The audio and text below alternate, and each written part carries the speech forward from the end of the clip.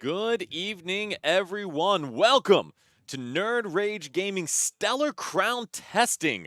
My name is Dan Hugar. I am here with Brian DeVeza, and we are doing something kind of cool today, Brian. Yeah, this is super cool. While everybody else out there is, doing pre-release, opening up the new cards, playing with the pre-release decks, we get to showcase like a sneak peek going into like next format and like what to expect, some of the new archetypes and how some of the other archetypes will change. Right, so exactly. We are a week or so away from Baltimore, which is still in the current format, but like you said, Nerd Rage is doing a pre-release right now, and I don't think y'all want to see the one person who pulled Terrapagos win. So we're going to actually try to prep a little bit for Louisville, which is like a month away at this I know point. that's crazy to think about that. It, The new season starts and we're really rolling out the regionals already, which is kind of crazy. Right, exactly. So, Brian, we have a bunch of cool decks here. So, let me introduce the players first, and then we'll get Yeah, to the deck. So, first of all, hi, I'm Dan. I'm going to be playing along with everyone. I've in this past season, got a top 8, a top 16, because I bubbled top 8, top 32, 2 top 64. So, I did okay. yeah, you went to Hawaii. I went to Hawaii. Let's not talk about Hawaii. And then, Brian, can you introduce yourself a little bit and what your skills are in the game? Yeah, so my name is Brian DeVeza. I'm a relatively newer player. This is year 2 of me playing full time, and I am now on Nerd Rage Gaming's team as a stream commentator. So Yes, at a yeah, minimum, you're very talented on a microphone. So yes, it's thank you. awesome to have you. And then we have Ryan over here on the left, who got top 64 at EUIC. Won him a little bit of change there. Has a couple top 32s and a ton of great results outside of that. So he was also in Hawaii and did Yeah. significantly better than I did. And then we have Kevin over here on the right, the newest member of the Nerd Rage Gaming team. So he's also one of the newer players, just been Yeah. picking up steam, but he already won a couple cups Yeah. locally before the regionals even started. So we're going to see what he can do this year. Yeah, definitely. And we're super excited. Everybody loves a new format. Yes. New cards. New archetypes start to show up and everything like that. So it's gonna be a fun time today. It is. So, Brian, we got a bunch of different decks here. Can you tell us about the top couple decks? I'll handle the next ones, and then we'll tell them to get started. Yeah, absolutely. So, the top three or the first two you'll see are pretty familiar archetypes. Miraidon and Regidrago, pretty big archetypes at the moment. You'll expect to see those a lot in Baltimore and following. Miraidon's main goal is to, use Tandem Unit to bring all the lightning attackers onto the bench, utilize Electric Generator in order to accelerate those energies into play, and then, hit for big numbers, whether it's with the Photon Blast or with the Ampere very much to accelerate your prizes. Regidrago is kind of like the big bad in the room right now.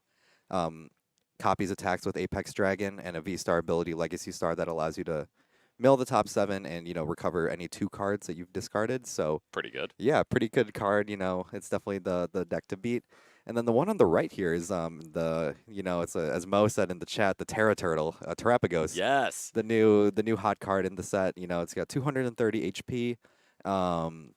One of the first stellar type Pokemon to be introduced into the trading card game, and that first attack for 2 colorless, I believe, is it like 20? 30 for each of your Yeah, bench for Pokemon. each bench Pokemon, and it utilizes the new Area Zero Stadium card Yes. as a way to accelerate your damage numbers just by having up to 8 Pokemon on the bench, which is kind of crazy. Exactly. So Yeah, New Stadium says if you have a Terrassalized Pokemon in play, you can get 8 Pokemon on your bench, like you said. So yeah, that damage can crank quickly, though. Thank you, Pokemon card designers. yes, You can't use it on your first turn going second. So yes, there'll be hopefully fewer donks. yes, And Ryan has built this one with Pidgeot EX, which is a really cool yeah, combination. So the next deck on the bottom, Palkia V-Star, was a danger back in the day, right after yeah. Astral Radiance. That was like right before I started playing. Yes, and Yeah, so I actually played Palkia and Ice Rider to Worlds in 2022, so top 64 there. I promise I'm competent, guys. But now it is played with that Area Zero and Terrapagos, so you're taking one shots very easily. yeah, We have Charizard Pidgeot, a classic. Thank you for putting that together, yeah, Brian. absolutely. And then we have Regigigas, because when you get 8 bench spots, it's a lot easier to get all your Regis Yeah, you down. get all the Reggies plus some friends. Exactly. And then, Brian, you want to let them know to get started? I'll talk about the last 2 Yeah, here real quick. absolutely. On the bottom right, we have Dragapult, which, excuse me, is just a very good deck, but is a little overwhelmed by the power and speed of the format right now.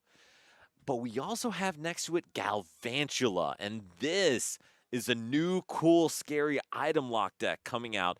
And I only say cool and scary because you have to be able to accelerate 3 energy per turn to sustain the item lock. But if you can do that, you are doing 180 damage item lock each turn, which is bonkers. So we've got some really interesting combinations. So for those in the chat who are listening in, awesome to have you here. Thank you very much for joining. Maddox, always happy to see you. And no control today because we like people to stay and watch, not say, why am I watching this? And so we're going to try to see what kind of combinations and matchups we want to see. Starting off, Ryan and Kevin are going to get to pick the first two decks. Going forward, whoever wins, they stay and they keep their deck. Whoever comes in can pick whatever deck they want to try to counter that. So there's probably some advantage in taking like the stronger, more durable deck rather than a kind of matchup flippy one. Though Kevin is going straight in with Galvantula. Yeah. And so, Brian, tell us a bit about why Galvantula can be good going into this next format. I think it has a lot of potential with setup. That Joltix attack allows you to search up to 2 lightning, I believe, and 2 grass and attach Yes. them. So even though it's a very frail, 30 HP mon, like being able to just put that much energy into play right away is just so crazy. It is. It's bonkers. And being able to then sustain acceleration later in the game, because I believe the Galvantula is playing with Regis, or is it just the Joltik? Which one is the Galvantula list? Yes. I think it's just Galvantula. Just Joltik. Yeah. Perfect. Yeah. So then it's a little bit of a different style then, because rather than trying to sustain item lock over and over and over, Yeah. it's you get a lead with item lock, force your opponent to a bad position, and then just chase him down.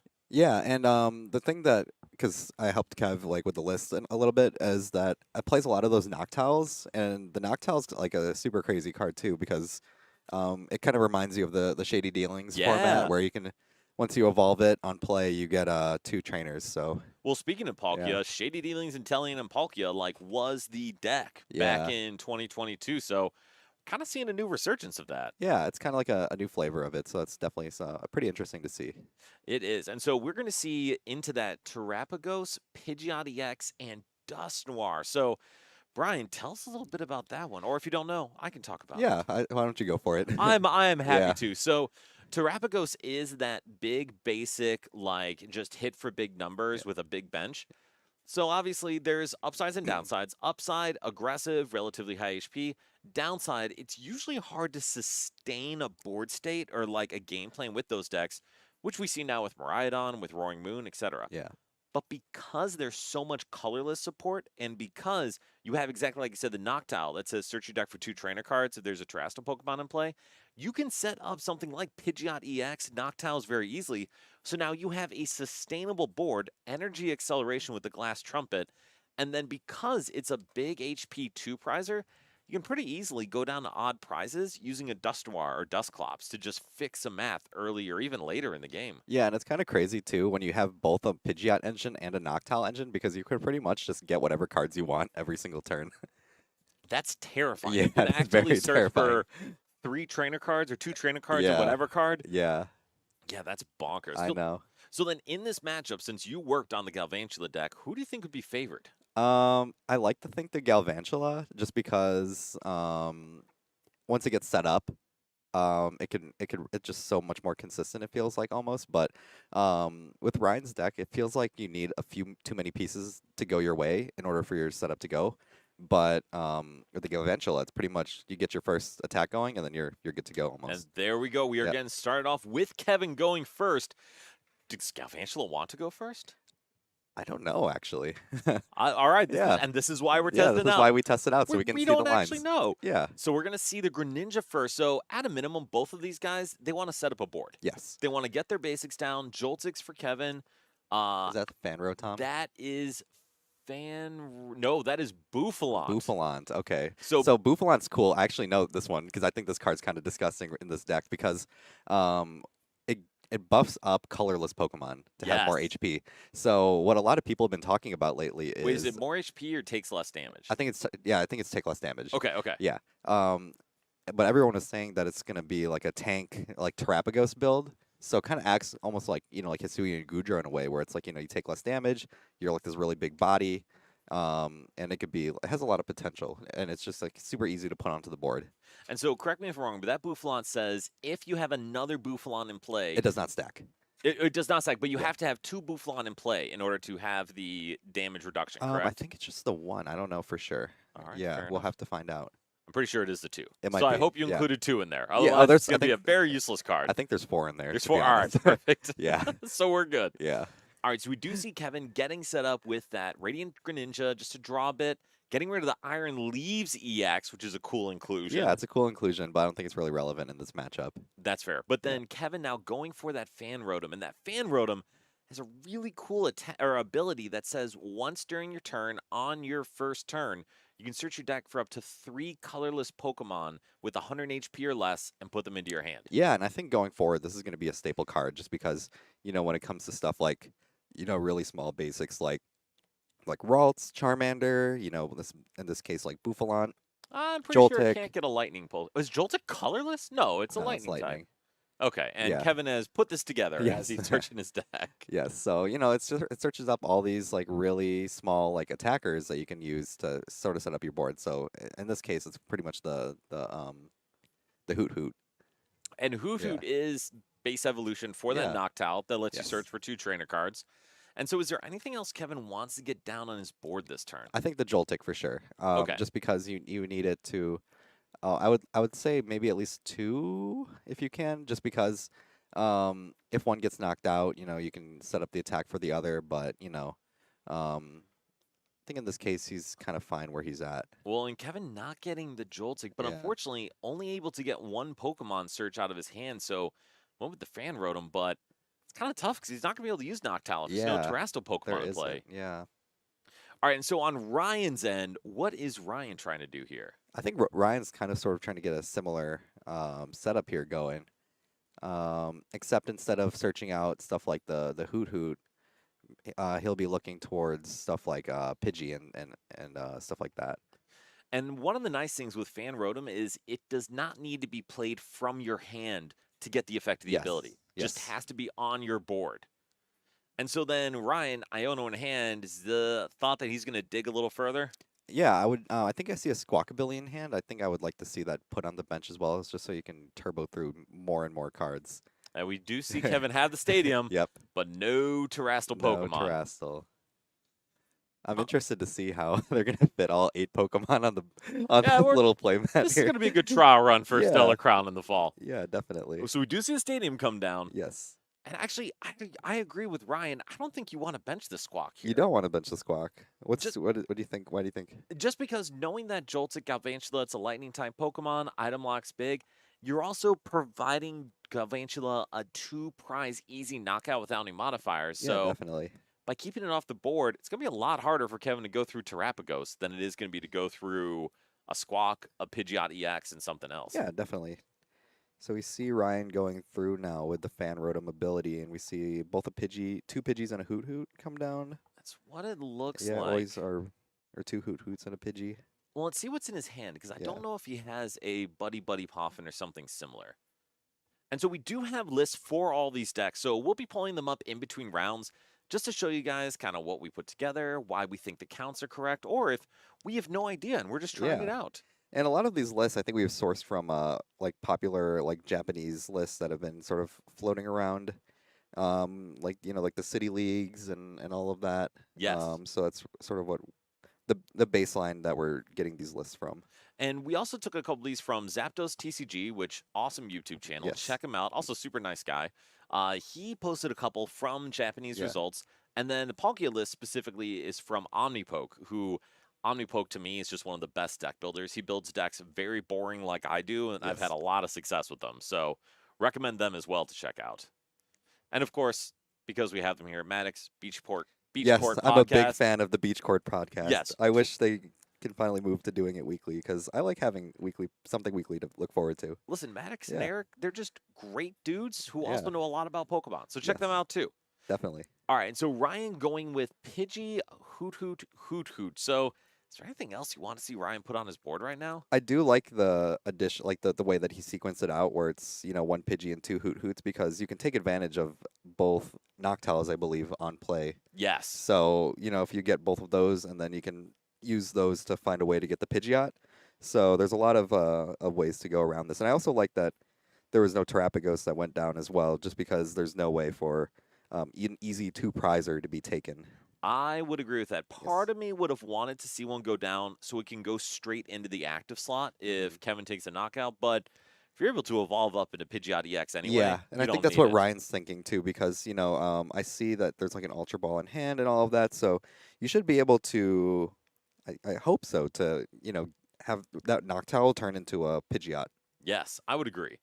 All right, and so in Kevin's hand, we do see that Glass Trumpet, which really cool effect. Yes. Says attach 2 energy from your discard pile to one of your colorless Pokemon on your bench if you have a Terrestrial Pokemon in play. Yes, and it's a cool direction that Pokemon's going into, where it's like really putting an emphasis on the Terra. So like, I feel like for the last like year or so, ever since the Scarlet Violet block started, there hasn't really been much about the Terra besides like the type change or anything like that, and the fact that they can't be attacked on the bench from like stuff like Greninja or like Rapid Strike Urshifu. So now that they're finally incorporating more support for the Terras, it kind of like makes them more meaningful in the meta.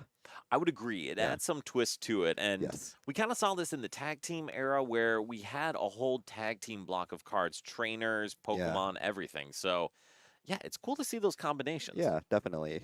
Kind of, it's cool to see also that, like, the gimmicks that Pokemon puts in their games are sort of, moving towards the trading card game as well. Yes. Yes. Which it's always interesting to see that. We saw Dynamax turn into VMAX Yes. Pokemon. Please never do that again, Yeah. Pokemon. It wasn't good. We don't like it. Yeah. But now seeing the EX Pokemon, those Trassels coming Yeah. out, and I will say, Brian, one thing I'm very happy about is it's not just big basics. Yes. Yes. It's definitely refreshing that, stuff like the stage 2s are getting a lot of play. And as well as that, big basics aren't like completely gone, but they're just like not like the forefront of the meta. Hopefully they won't be. They Yeah, are yeah. right now, I'll They be are right honest. now. But Yes. But it's cool because it kind of caters to different play styles. Like I know like some people really do like that setup formula, like, let me take my time, like set up my board and then get stronger throughout the game. And some people Yes. like, I just want to be fast right out the gate. And I will say my play style when I first started was definitely the latter. I Yeah. like wanting to make things go boom boom. But Yes. now I played a lot of Giratina. Yes. I'm kind of the former. I'd Yeah. rather set up a checkmate board, but I think Kevin's attempted to do something similar with throwing down a bunch of Joltics, but fortunately that was not a good turn 2 for him. Yeah. Yeah, it's tough though because you still see that Greninja is in the active, so Yes. it's a little tough to take advantage of some of those attacks that could be happening. And so Ryan, on the other hand, got Iono'd into Rare Candy Pidgeot Yes. EX, which is pretty That's a good. pretty good hand to get It is. disrupted into. There And you go. we see the candy come down, and Ryan still got some gas in the hand. We see at least one supporter. We see Dusclops. Yeah, is that a Chorus's Tenacity I see? It may be. That's an interesting Yeah, inclusion it is here. cool because it searches out the stadium. That's true. Yeah. And it can get a double turbo for Yeah, Terrapagos. it is cool. That is actually a really cool inclusion. All right. And so we Yeah. have Pidgeot, so we're going to be able to search anything out. We have Iono, and I mean, Iono seems like a great thing to play here. Yeah, definitely. I mean, avoid using the quick search now, see what you draw off the Iono, and then you can sort of move your turn from there. Yes. And so we do see. Ooh, is that a Noctowl I see in we hand? see a knockdown, which unfortunately cannot be used right now, but Yes. we can use that Ultra Ball to get a Terrapagos down. Yeah, definitely. And we do see that Ultra Ball coming down. So now, do you think Ryan is going to pop that Dusclops and knock out a Joltik here? Yeah, I think so. Because I don't really know what there is for Kev that can really bring up for him to bring up that could kind of skew that prize trade the other way. Because either way, if he puts like a one prizer, he's gonna like Ryan's gonna stay on even, right? Right. And then with the amount of bench Pokemon that are in play, I think he's pretty close to being able to knock that Terrapagos out as well. I would agree. So the other Yeah. thing he could do, yes, he does go with the Go for the Joltik. Joltik. So that Hoot has 70 HP, which luckily for Kevin keeps it out of range. Yes. And Ryan gives up a prize in the process, but also eliminates a threat Kevin may have been trying to set up. Yeah, and it also gives the free retreat, gives and the quick search hasn't even been used yet, so there's still a lot of opportunity for Ryan to, take advantage of this turn. And we also see the Noctowl come down. So same thing. We have Prime Catcher. Wow. Interesting. Yeah. Does he have to reveal those? He will have to reveal them at the end because he Okay. just has to show they're both trainer They're cards. trainer cards, okay. Yeah, so for those watching at home, whenever a card says search for a certain type of card, trainer, energy, whatever, you have to show what it is. If it just says search for a card like quick search, you don't need to show exactly Yep. what it is. Fun fact, you also can't fail quick search. Yes, I remember I was testing with Kevin last week, and he told me that, and I was like, oh, you kind of learn something new every day. For sure. Yeah, you 'Cause it just definitely, does search yeah, for a card, and your opponent knows there's cards in your deck, so you yeah, can't fail that. yeah. All right, and so Ryan going for the prime catcher, what do you think he goes after here? Um, let's see what's on the board here. Like the Bouffalon, there's like the maybe the Hoot Hoot. I think it could be the Hoot Yeah, I Hoot. think it could be the Hoot Hoot as well, just because there's only one on the board. It's pretty important for the setup. I also Yeah. wouldn't mind going after the Bouffalon with energy attached. Yeah, definitely. I also think that's a good one as well. I don't think like the damage modifier, like the taking less damage, really matters in this point, as long as the Terrapagos is able to get powered up. Well, so it really does into the Terrapagos. So Yes. Terrapagos has 230 HP. At max damage output, Terrapagos is doing 240, and then you take away 20 with double turbo. So if Kevin does maintain that double Buffalo on the board, that Terrapagos is going to be hard to knock out. Yeah, definitely. And so Ryan, I think, determining what route to go, kind of along our lines, picking a Yeah. Hoot Hoot or Buffalo. So Kevin or Brian, what should he do? I still think I'm leaning towards the Hoot Hoot just because of the potential to set up. Yeah. But I feel like either one could be there. I feel like there's like not really a wrong answer per se when it comes to which Pokemon to target. And I would agree. I think Yeah. disrupting setup's almost always a good choice. And if Ryan knows he's going to be two-shotting a Terrapagos anyway, might as well just take out the draw power and make it harder for Kevin to function. Yeah. Or, counterpoint, we are going in with Pidgeot EX to take the knockout. Wow.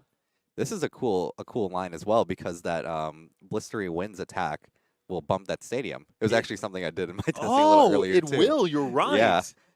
So the only thing I don't love here is I would have really liked to see Ryan get down a second Buffalo and bounce the Fan Rotom. Because the Buffalo does not actually decrease damage without two Buffalo in play. Oh yeah, that would be a cool line as well. So, Yeah. unfortunately, Pidgeot's going to stay with 280 HP, but that's still out of range of everything Kevin's going to throw at it. Yeah, definitely. Brian, you put together this list with Kevin. Does it play Energy Switch or some way to move stuff to Galvantula? I don't think so. And Kevin was definitely the main one to do it. I was the one who just printed out the proxies. Well, all right, that's fair. and I helped cut them out. Fair enough. Yeah, I guess that's how like working on it per se.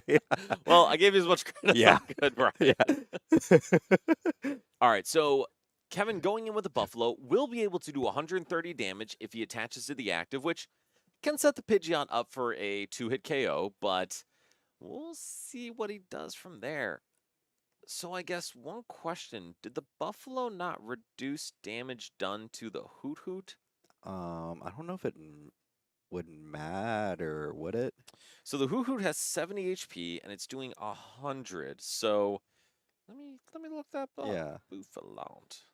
Yeah, while you're doing that, I'll take a look at the game here. So Kev ended up getting a lightning and a grass energy off of that earthen vessel, and kind of wonder what he's gonna do here. You can use one of those for the Greninja, so it can draw more cards, get more of those energies into the discard. That could be a good play as well, because if he has like something like the Glass Trumpet, that can help to accelerate more energy into play as well.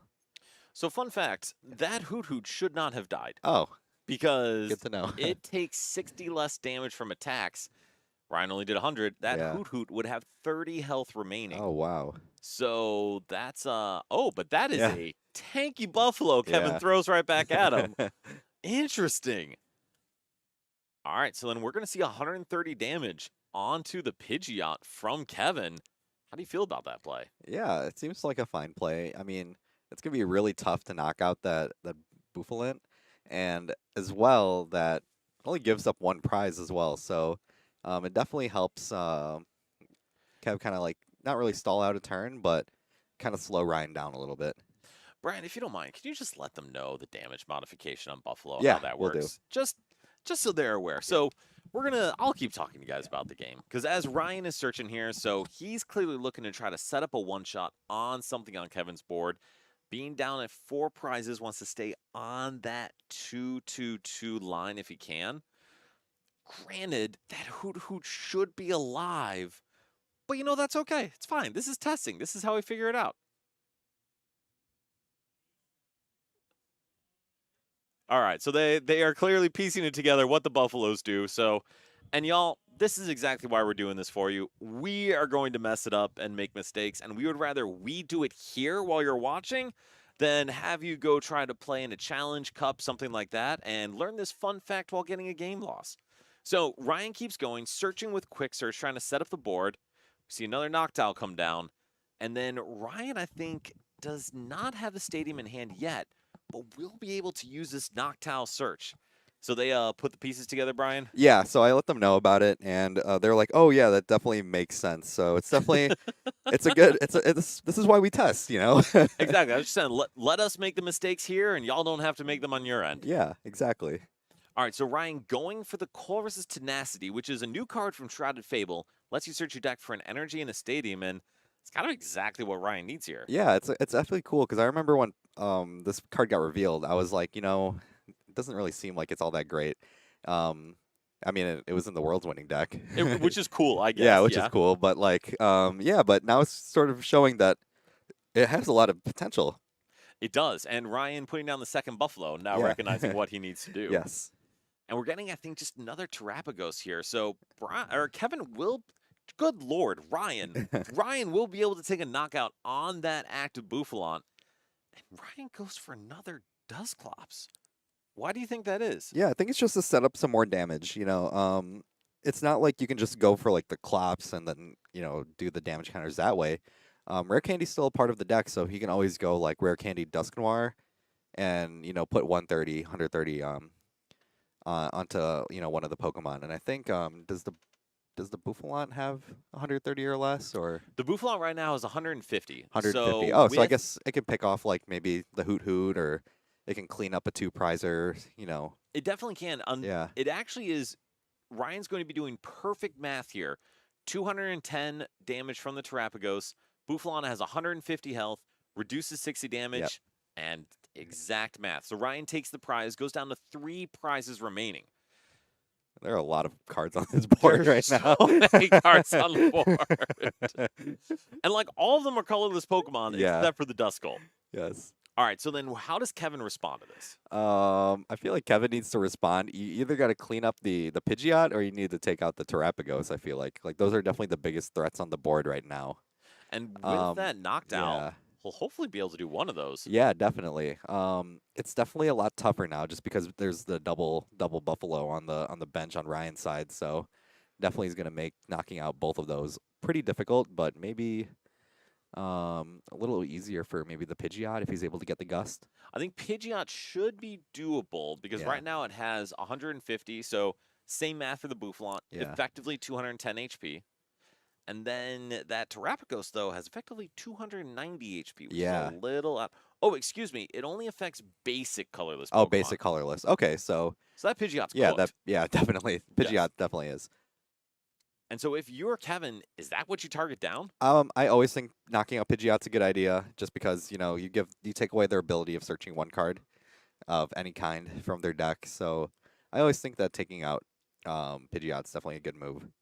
And I wouldn't argue. Yeah. Like, even against Charizard, even against Control, Pidgeot's the Yeah. core of the deck. So if you knock it out, you're going to be able to enact your game plan a lot more easily. Yeah, and a lot of players who play Pidgeot, they tend to plan their turns like many turns ahead around what they're able to grab with Pidgeot. So if you're able to knock it out much earlier than anticipated, it can kind of like mess up some of their plans that they were thinking about, their game plan. Yes, they've mapped out their plan assuming they can search Yes. for stuff.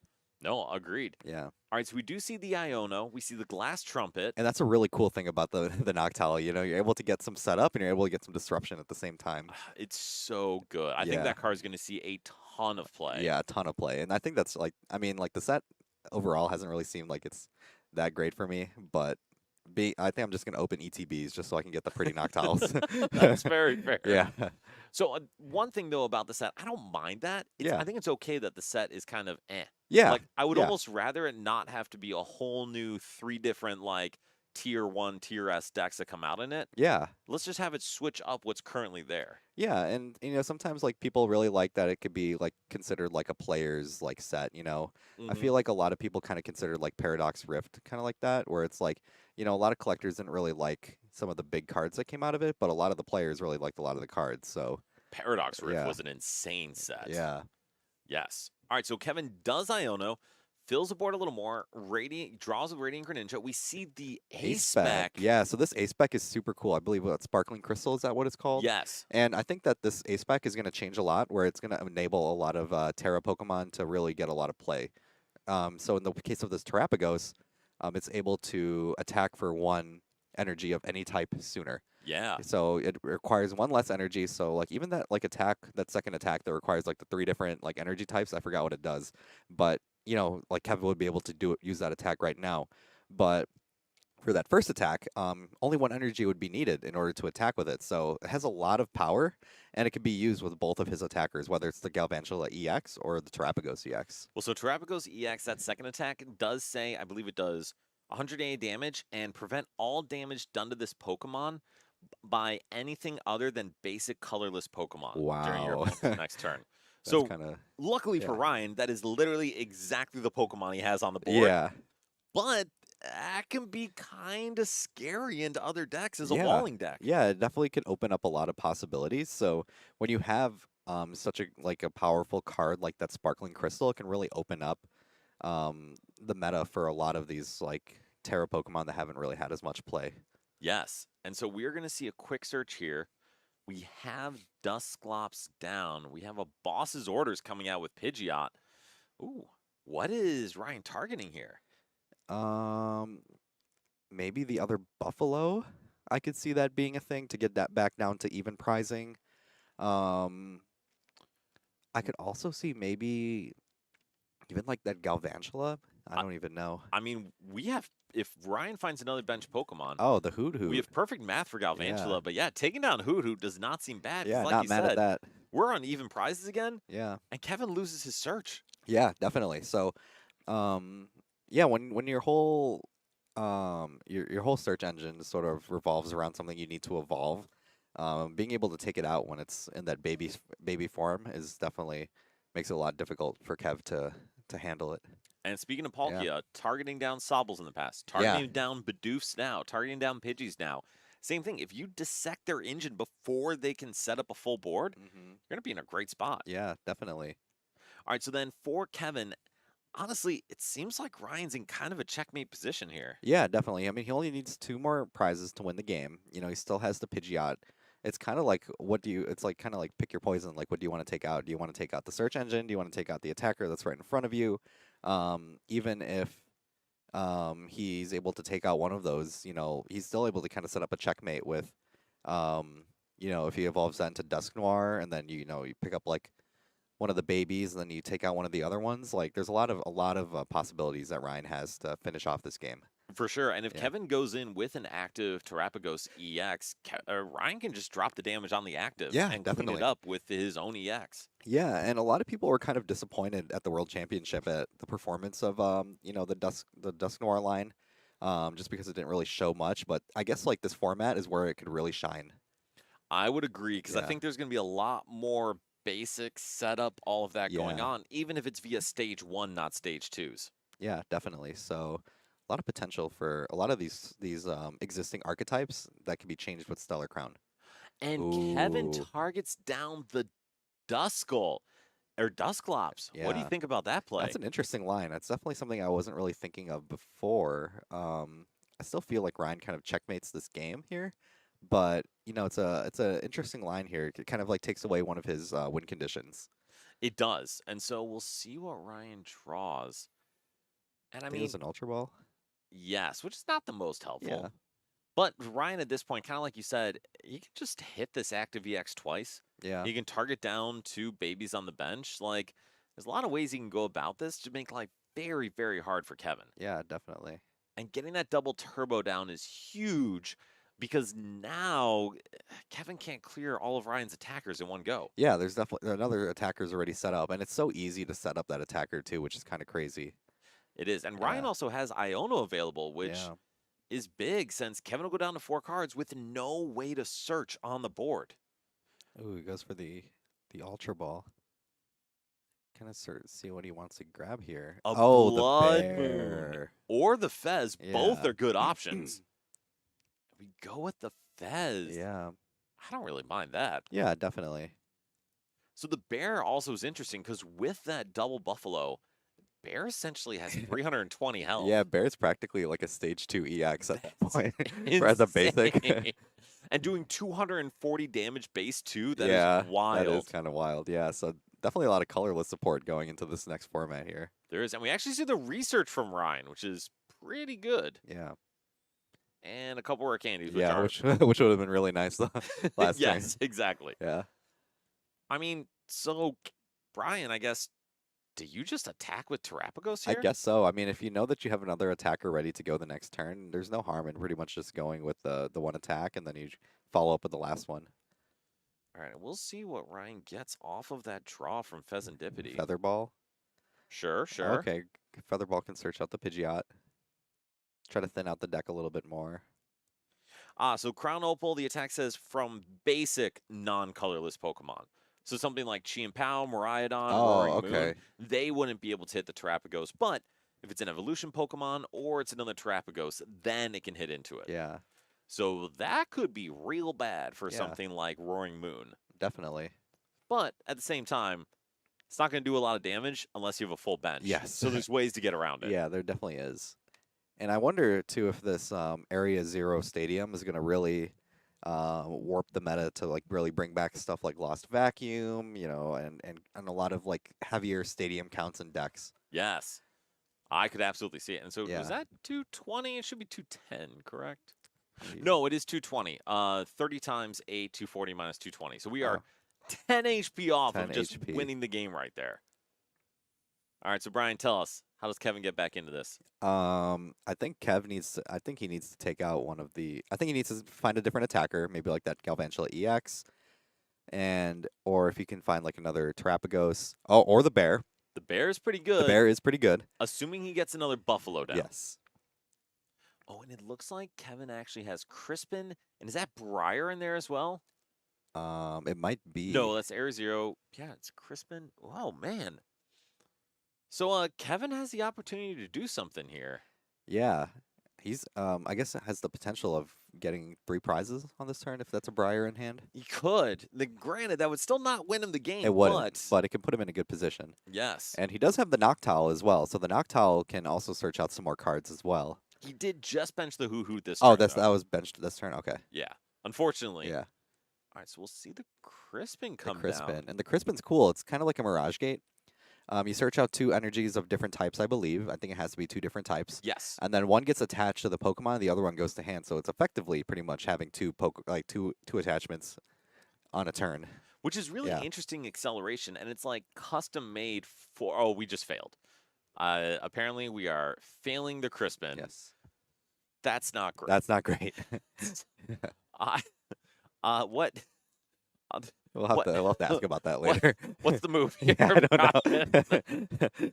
If this was a best of 3, we might have to go to game 2. Yes, here. we would be going to game 2 here.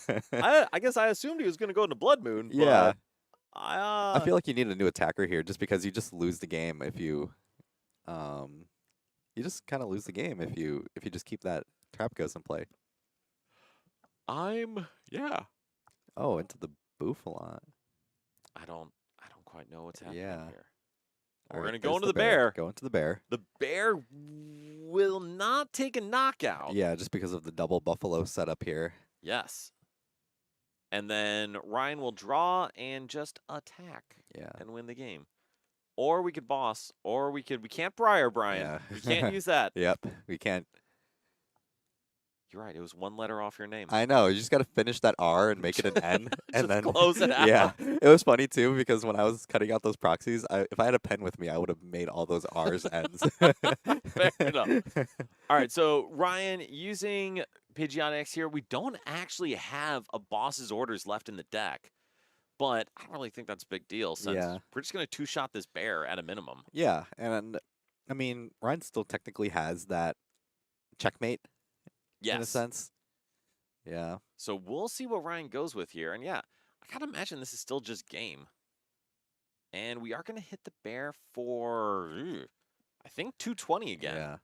I know we're gonna have to really get used to this math. Like I feel like I was just getting used to like the the Raikou and the and the Palkia math, and now I Yes. gotta get used to all these numbers too.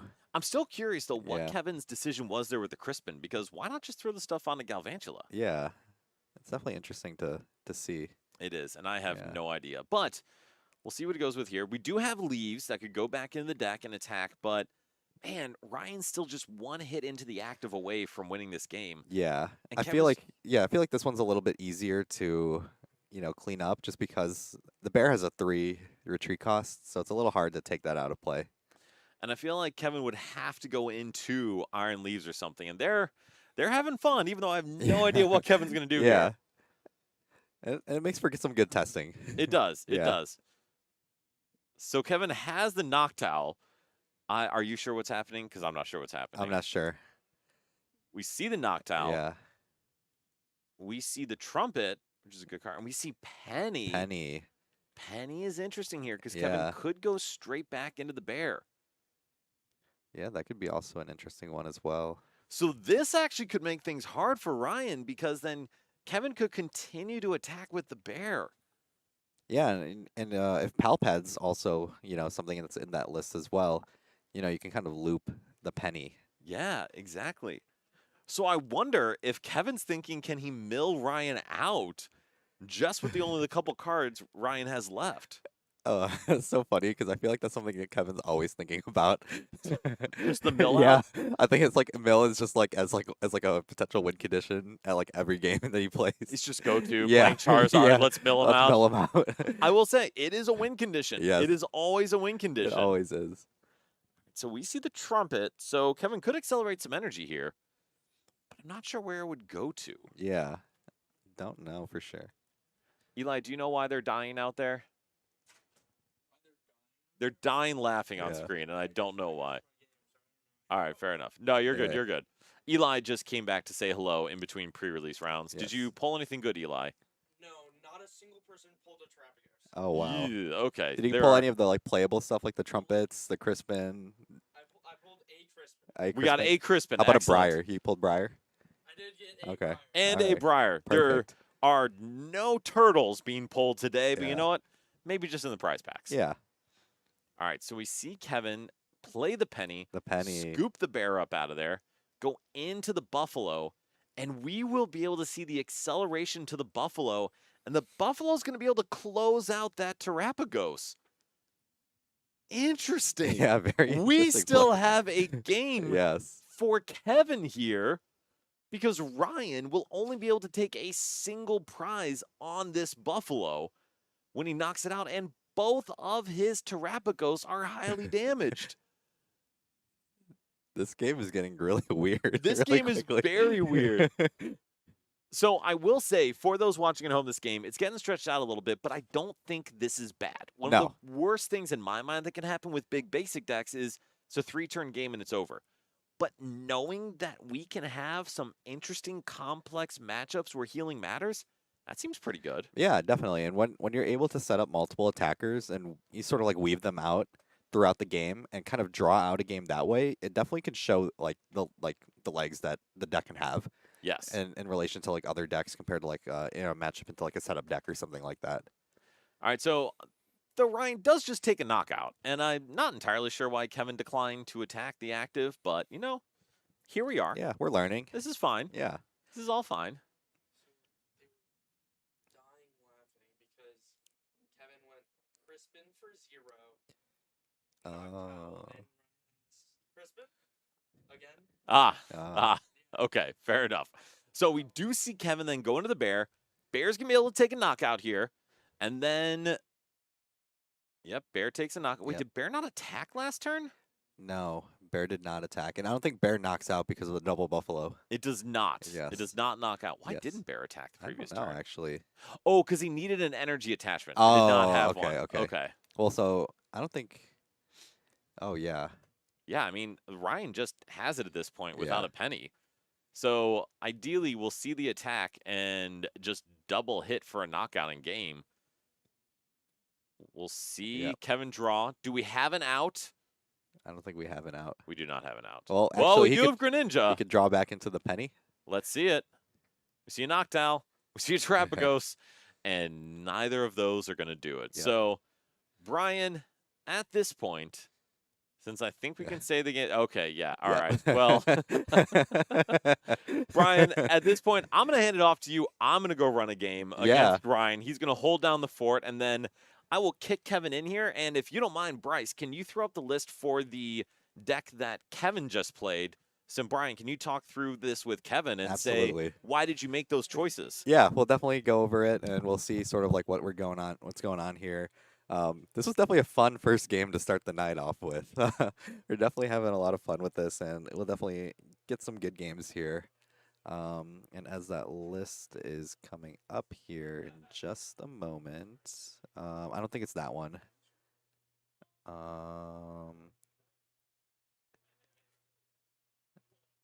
What else do you have? What up? Dude, that was a funny game. One of the games of all time. Yeah. There, right there. You don't have that one? All right, it's all right. Oh, actually, just throw that one on. That's like close enough. Yeah. All right. So this was actually, I think this was the list that Ryan was playing. So we'll talk about that one. So as Kevin is joining us here, Hello. this is the list that you lost to, I think. I think that is the list I lost to. Yeah. So when you look at, because like you guys were both playing Terrapagos, like what did you see that you would have wanted that he has in his list versus what you had in yours? One thing that I would have put in is probably Pheasantipity. Okay. I basically put all colorless Pokemon except for the Greninja and the Garvantula. And Okay. I honestly wish I put in more Crispins Crispin. because we were geeking over that card. Yeah. Let me tell you, that was so funny. I did price 2 waters, and I totally forgot about that. And so that made the Crispin irrelevant. Yeah, Crispin for 0. That's what I heard. I know. It was like I was like thinking, I'm like, oh wait, can I do this right now? This would be so sick. I could power up this Garvantula. Yeah. I'm like, oh wait, that's just not how it works. Yeah. I don't know, man. The deck is a big pile of cards. We're all playing. I assume almost every deck that we built has 4 Area Zeros, which is the Yeah. main problem. So everyone just has Area 0 in their deck. So we don't really know what to do. Yeah. It was funny because you sort of look at the board and the board is just covered in cards. Yeah. All Like, right. cards are just on the ground. We got Palkia on the board. Palkia versus Terrapagos? I think Ryan's it's deck, yeah. Yeah, so this Ryan elected to keep the same deck. Because I think we're doing this conquest style where like winner stays and then loser can like Yeah, counter loser pick the gets deck. counter pick, yeah. Yeah, and Dan is starting off in a good position here where he's able to go first with Palkia, get some energies there. So I feel like cards like Earthen Vessel and stuff like that have been printed as of recent kind of make Palkia a more powerful option. Oh yeah, and now that we have Fan Rotom, which is Yeah. actually so much better than I thought, you can actually just I didn't even realize it didn't have to be in the active, and it can be anything that's not even a basic. You can get Yeah. Noctowl. It's so good. That's Yeah. actually crazy. Yeah, so definitely interesting to see how this one goes. I know like Palkia was like a very popular archetype from like before we started playing. Yeah, no, I Yeah. think we came into the end of the into the end of the Palkia Yeah, area 0. Area 0. Dude, but I mean, honestly, Dan's off to a really good start. He has 3 Hoot Hoots on the Yeah. board. I guess in like the old format, this would have been like having 3 Sobbles on the board. Yeah, this is Yeah. basically Palkia and Teleon, but with a Yeah. Noctowl. Oh, and here's we have Mo in the chat here. Not playing for Area 0 might be the play. Okay. Yeah, Yeah. I mean, we all just decided to put the cards in the deck because we assumed that we wanted to just play down the card. Yeah. I think going forward, obviously, that probably won't be the move. And it's definitely going to be a nice counter strategy when people do have, they play the Area 0 and they also play something to bump their own Area 0 Yeah. because they are going to assume, hey, maybe my opponent is going to use the same, the same archetype. You could be in the mirror match. You could be up against another Terra type deck that does use, like, Palkia's attack is similar to Raiko's. And if they don't have a bench, they're not going to be powering up that attacker. Yeah. Crazy stuff here. Yeah, so I don't know. It looks like we got the same fan rotom going Yeah. down. So what do you think? Did you like Dan's deck, or I mean Ryan's deck, a lot, or what do you think Ryan should have done, in his Yeah. deck? I think Ryan was pretty much one gust away from beating you for the last like 3 turns of that Oh, yeah. game. So And I yeah. knew he did not have it Yeah. because he told me. Yeah. But yeah, it's like definitely an interesting play here. Yeah, and I definitely agree with you, Mo. Might see more vacuum play. A lot of vacuum play and a lot more counter stadium. Kind of like when like Path was kind of taking over. A lot more of that. Also, shout out to Mo. Wow Bow. Shout out to the Wow Bao gang. Wow Bow crew. Wow Bao gang. And Mo, it's always a good time talking to you, man. Yeah. Always a good time. Always a pleasure. Yeah. So I think Ryan's just ending the turn off here. How do you think he did with this turn? That's crazy. Whoa, gold Terapagos. We got a gold Terapagos Just pulled. backstage. That's pretty crazy. Yeah. Isn't that like $100 card right now? No idea. It's gotta be. It's gotta be. It's gotta be. That's money right there. Yeah, and I think an interesting part about this matchup, now that we're going back to the game here, is I remember a big part of Palkia was that that next turn where they're able to subspace Swell, get the energies onto like something like Greninja and knock out like the board, like the babies on the board. I wonder if that's going to be like a more prevalent line going into this, like watching this matchup moving forward. Yeah. Probably. I think definitely one thing that people always forget that these Terra Pokemon cannot take damage. Oh yeah, definitely. So- That's also another big one too. Yeah, and it looks like we got research coming down. Dan's Yeah. got the Area 0. Palkia's powered up. Just need the This- Terra. This thing has taken lots and lots of knockouts. It's going to be really strong. It's going to be powered up. Yeah. And what do you think this nest ball is going to grab? Do you think it's going to grab the turtle? Yeah, it's got to grab the turtle. He there's needs to load up his bench. Is that a full art turtle proxy? Yeah, it's That's it looks so silly. yeah. That is so silly. Oh my god. All right, Greninja's coming. Greninja's Yo, coming down. Greninja's coming down. Dan's still looking through his deck. Yeah. He's getting something, or he's looking for something. Yeah. Trying to see what he has. But there's definitely a lot of options here. I wonder what the ace spec that Dan's running here. Probably Prime Catcher. Yeah, it might be. Yeah. I definitely wanted to play Prime Catcher, but I also wanted to try out that new ace spec. The Sparkling Crystal. Yeah. That one's cool. I actually really like that a lot. I was talking to Dan about it in the last round, and we were sort of saying that like, it has like it kind of gives a lot of opportunity to Terra Pokemon that haven't really gotten as much play. So a lot of people are hyping it up with like Dragapult, but there's definitely a lot of other potential attackers with it. Yeah, we got Dragonite EX. We got Oh, you Dragonite EX. Tyranitar EX. Yeah, definitely a lot of stuff here, and the Noctowl coming in. So the Noctowl is cool because it can search out Irida. Yeah, it search 2 trainer cards. 2 trainer cards. So you definitely found a lot of utility with the Noctowl, right? You thought Noctowl was a good card? Yeah, and I like earlier, so like we were just chatting out there. People were asking me like, "Why'd you put the penny in?" The penny did come in handy. Yeah, the penny so- grabbed the but- Terapagos. You can grab the bear. Yeah, it can grab all that stuff, especially in times when you are actually just not finding anything. And Yeah. that's what it looked like was happening for me. Yeah. But Dan looks like he's getting everything. He looks like he is prepared to play Palkia today. Yeah, definitely. Ryan's got oh wait, Oh, what is the going? Oh, switch. this is He's flipping the V star. Flipping the whole deck. Wow, this is crazy. This is and a crazy exactly line. what you were talking about too. Yeah. Where people are gonna start, getting afraid of the Greninja. Well, here it comes. And very good play to go for both of those Noctiles, just because I saw it was kind of a crazy play that from Ryan that like you pretty much get the Noctile and you're pretty much guaranteed Pidgeot. Yeah, that's crazy. Yeah. Like imagine if like something like Evo Incense was still in the format. You could just grab Evo Incense Rare Candy and then you just have the Pokemon done right Yeah. away. No, that's broken. Yeah. That was broken. I think Ryan just he did a prayer before drawing that card. Yeah. I don't know if he drew what he needed though.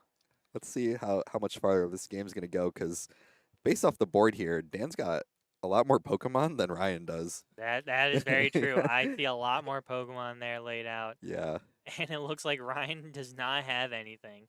There's a boss's orders in there. There's That- Counter Catcher. Counter yeah. Catcher can come in handy too. Like if you bring up the Palkia V. Oh, but we're going for the Oh, boss's yeah. orders. Maybe he's thinking that he's gonna be able to use that counter catcher later on. Oh yeah, Gives, definitely. gives it a nice little slap. Yep. Takes a prize, and it's another area 0. And that's the problem we were having. Yeah. Too many area 0s. And now we're doing a little bit of math here, and one thing that we wanted to know is, were you kind of planning a lot of your knockouts around like the double buffalo? Because the buffalo seemed pretty good. Honestly, I had no idea. Yeah. Like, all I know is that there was going to be some buffaloes in there. Yeah. The buffaloes were kind of crazy.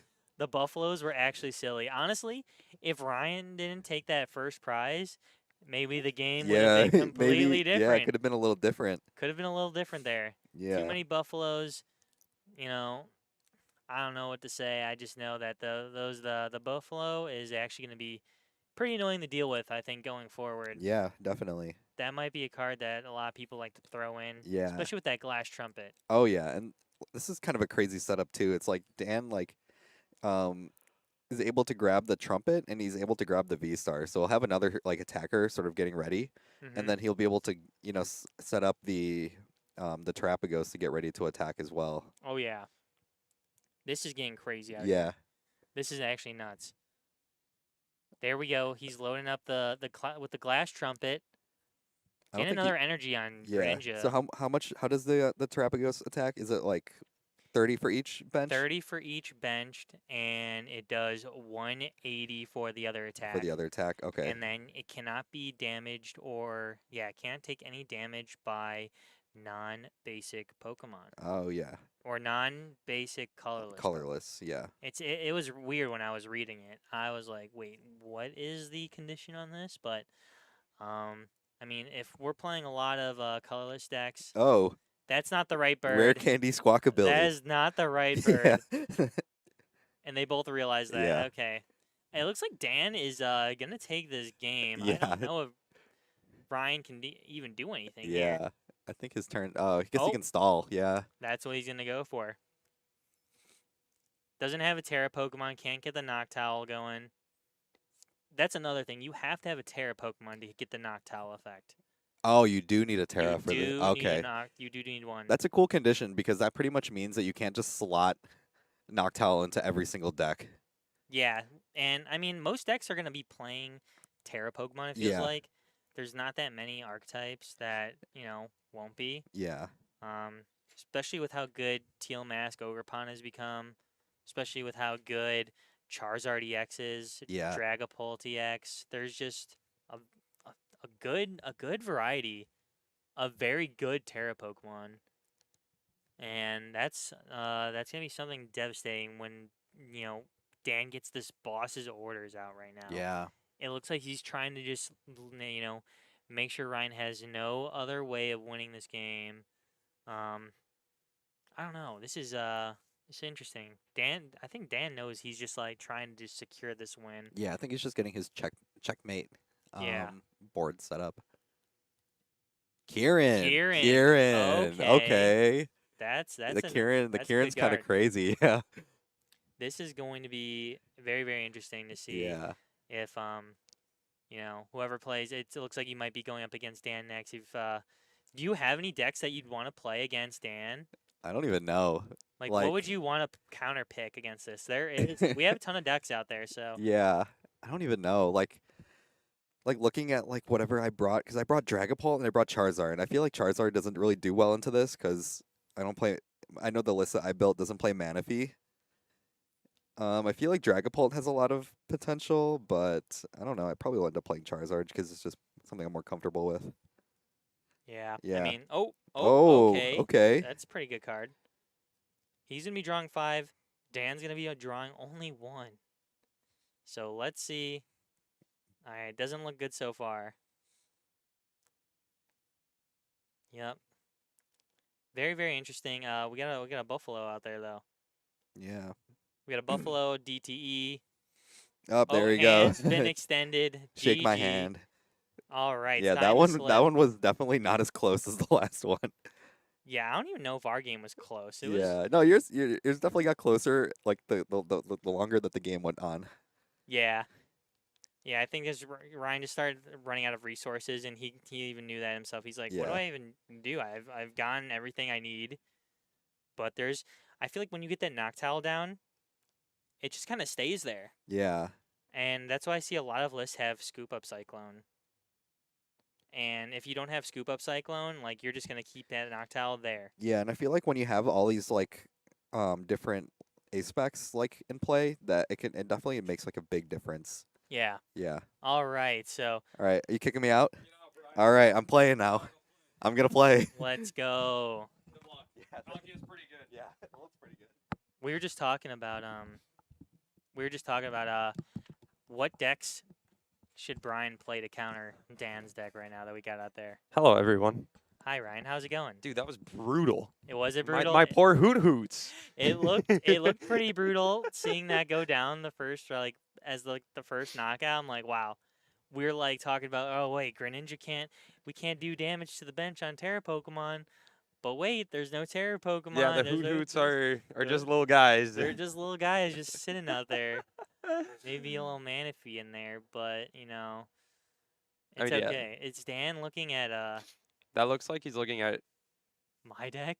I don't know, I hope maybe. not. I think he was just like putting cards to the front of it to make sure we know what's Yeah. what. quickly. Okay. Oh, okay. So Adam's asking, what are the decks that have been frying so far?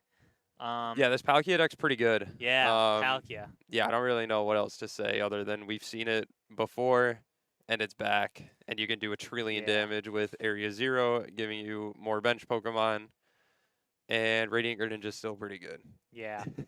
Now we're seeing the power of Radiant Greninja still in the format. Actually, still be a huge factor, and now that Palkia is gonna be like a big thing.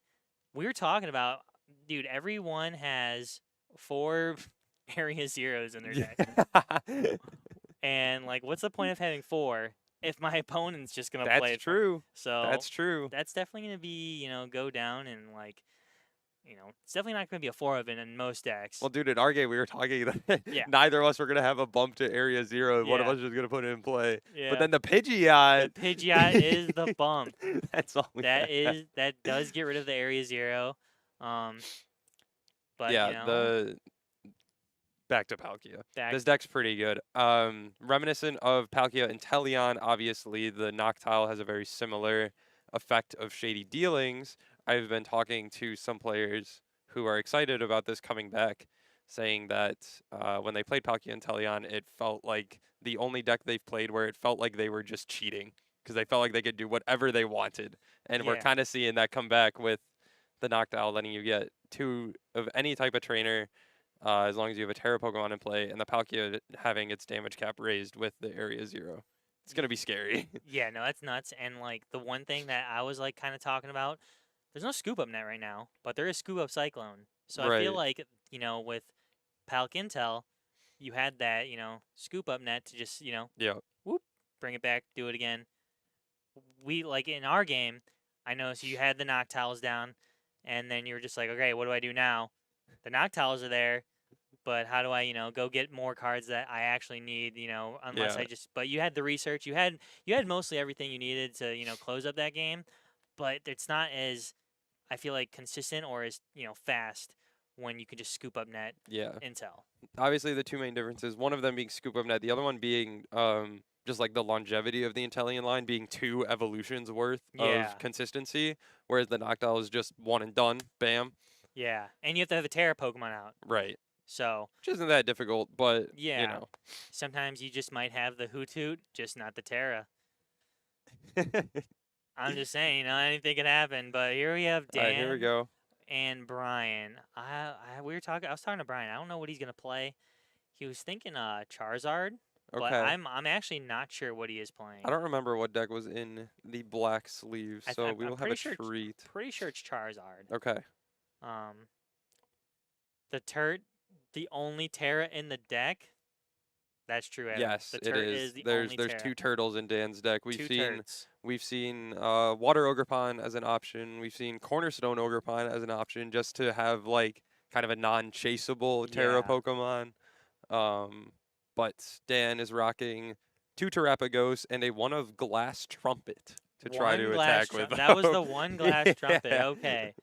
All right. Well, I mean, sometimes that's all you need. Oh, and it looks like we have Oh, Dragapult from Brian's Dragapult. side. Okay. So this is the deck that I know one of our buddies has been hyping up. Tell us about it, Kevin. What did Dragapult get from Stellar Crown? I all I know is Crispin. Crispin. Is that what I think? I don't know. I don't. Are we I'm gonna see not Brian sure. play a Crispin? I'm not sure, but Crispin seems kind of nuts. Okay, at the very least, we have Briar, since Dragapult is a Terra Pokemon. Okay. So Briar is very good to let you accelerate the prize race. Yeah. We have the Terra Crystal Ace Spec, which we'll see if Brian chose to play, but that's a good option. We've seen That is Neo true. Upper in these decks before, so that's a similar kind of attack with Dragapult and 1 energy Yeah. attachment type of card. Notably not like enhanced hammerable, so you can't get the entire thing wiped. It can still be like lost vacuumed, but at least you still have that energy there that you can just attach Yeah. another one next turn. That's true. And then one thing, there's we have Jamming Tower in the format Yeah. too. That's also another card that could really, shake things up when people play that ace spec. I did play the sparkling is it the sparkling I don't know what it's I called. don't- the sparkling rock. That's all I know what it is, the sparkling rock, but it did it was able to let me take an attack, so Crown Opal. Crown Opal. Crown Opal, that is an attack. All right, And there we well, go. We have a Terrapagos full art. Real, real real. real on the board. Oh, actually goes to the hand on the bench. So Brian went first, right, and just attached to Dreepy and then used Rotom. And now Yeah. Dan looks like he's gonna get the full setup. Has the fan Rotom already, playing an Irida now. Dan is cooking as Dan is indeed cooking. He's crisping. he's Chris. He's crisping something. I don't know what Dan's doing, but all I know is that it's gonna be not good for Brian. Yeah, I don't know how strong Brian's hand is. I see a Pidgeot and a TM Devo there. Another Arven is good. But we'll see what they can pull Yeah. together next turn. A rare candy, boss. Ooh, just- Okay. there's not a lot Well, going. we have Dragapult attack next turn with like Arven for Sealstone plus Ultra Ball or Sealstone plus Vessel. Yeah. And then you get Sealstone for the Dragapult and then Vessel for an energy attachment, which is good. Yeah, and that might actually be But enough we to like don't really. have much more than that. Yeah, but it still might be enough to put him in like a position to have at least another turn to set up. Right. And who knows? It might just be another instant charge turn, depending on what he even has priced. Yeah. I assume Brian will have included a Manaphy in the deck, so if he decides to take this turn to kind of set up more in Arven for like a Puffin, get more Yeah. basics down, then hopefully they're protected from the Radiant Greninja, unlike my Hoot Hoots in the last Unlike the Hoothoot. But the only problem is, when Dan gets all these Pokemon on the board, and if Brian decides to get more Pokemon on the board, that Palkia is just gonna get Yeah. super Yep. super strong. It'll definitely. He might even be looking to take out a knockout on that Rotom even the next turn after. Yeah, I think Brian's deck can play with a relatively limited bench, so hopefully the likes of the Dragapult at least aren't in danger of getting just blown up by Oh, the yeah. Palkia. But even something like the Pidgeot can come into range quite Yeah. quickly. So wait, with the area. Oh, okay. 3 Hootoots go on the board. From the fan rotom, I assume. Yep. What's the max damage output that Palkia V-Star can do with everyone having a full bench? 380 380. because you do 60, and then your own board is worth 160, and your opponent's board would be worth 160 with 8 bench. Okay. So 160 plus 160 is 320 plus 60, 380. That is a lot of damage. That's a lot of damage. That takes a knockout on a Pidgeot with a Hero's Cape. And that's just crazy to think Yeah. about. All right, we're seeing Ultra Ball come through for Brian. See what we grab. I assume the Dragapult is Oh. coming down. He's eyeing up the full art. Wise choice. Wise choice. Here we go. Going back in. Here's Candy. the rare Yup. candy. Okay. Ooh, he He looks has like he has a good hand. He you has know? Candy Pidgeot in hand, but No Pidgey. no Pidgey. No Hoot Hoot. No Pidgey. Oh, he does look like he is eyeing up. I'm trying to see what Brian's ace spec is in his deck. I'm Let's not see him go entirely through sure. again. His ace spec might even be prized. I don't know if I saw a pink card hanging around in there. All right, well, let's take another look. Eyeing up the Pidgey. Okay. It could be prized, but there's the Yeah. Manaphy, so that might be very, very important to, after watching that last game, understanding that he does not want to lose. Bless you. He does not want to lose his bench Pidgey. And there's the V-Star of the flip of the deck. Yeah, nice. Solid. I assume we're probably just going to see a way to get energy here. Yep, Earthen Vessel That's a good card. makes enough sense to me. And we're kind of just riding on this one Dragapult for a while. Oh, Oh. deciding to just grab the Psychic. Okay, well, maybe he doesn't want to discard anything in his hand. He did have Yeah. a boss's orders. I think he has another Arven too, so just trying to keep longevity in his Yeah. hand perhaps. Oh, he has I think his hand is Arven Boss Candy Pidgeot, so And no, he did have a Devo also. he Ultra Balled it away Oh, at the he start did. of the turn. Okay. So yeah, he's just definitely trying to keep his hand. Yeah, Candy Pidgeot Arven Boss. Probably don't Yeah. want to get rid of any of those. None of those. All right, there goes the knockout, and let's see where he spreads his damage. Just 6 on a hoot. 6 on a hoot. 6 on a Hoot. Dan's doing some numbers on his Palkia. With an area 0, he might be able to get there. He's just short, I believe. 3 bench Pokemon on Brian's side means he can do 300, 280. It's Yeah. 60 plus 160, and But then just he- 60 on Brian's side, so 280. Ooh, okay. So one thing I did notice Dan did have, he did have Kieran in the deck, but that doesn't get the 320. Does not get to That 320 almost still. gets the 320. It So- almost does, unless he has another VIP band in there also. Vitality Band, Defiance Band. I Something don't remember like seeing that. those in the list. Yeah, I don't think those are in there, but we're gonna see the Noctowl come Yep. down. What do you think he's gonna be grabbing here? I gotta think Irida sounds pretty good. In any case, ways to get more Pokemon. Maybe you could go for a Prime Catcher Cologne Ninja play and kill the Pidgey.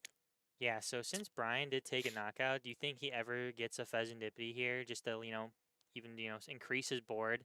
Maybe. Seems reasonable. Yeah, I mean, that, and then, just drawing 3 more cards, he could start seeing more Noctowls to Yeah. even add more trainer cards to his hand. I mean, yeah, you could even, you could Noctowl for Ultra Ball, Nest Ball for Fez, Fez for 3, and then have another Ultra Ball for another Noctowl.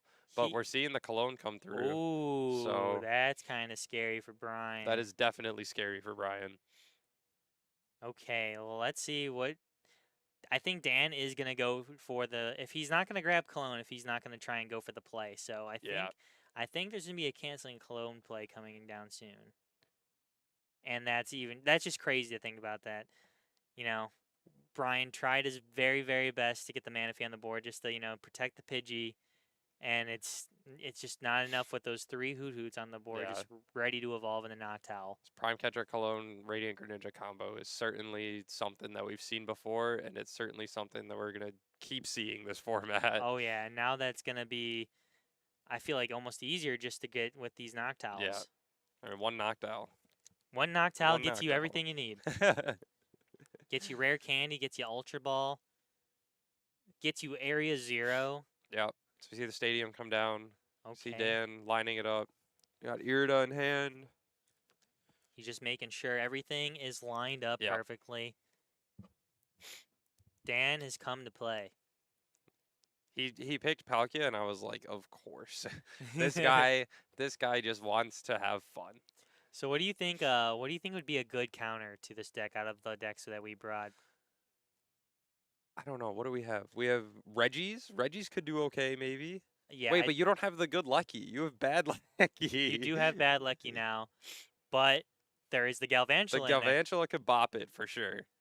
There's also, I did see a Miraidon deck out there. Oh, yeah, we have Don. Okay. Yeah, so I don't know what's in that Miraidon list. I did mention that we could build Miraidon Galvantula. I don't know if that's what the cards are in I there. don't think or so. it could just be Miraidon with I a few think new Dan cards. was testing Miraidon earlier and then swapped out like 5 cards. Okay.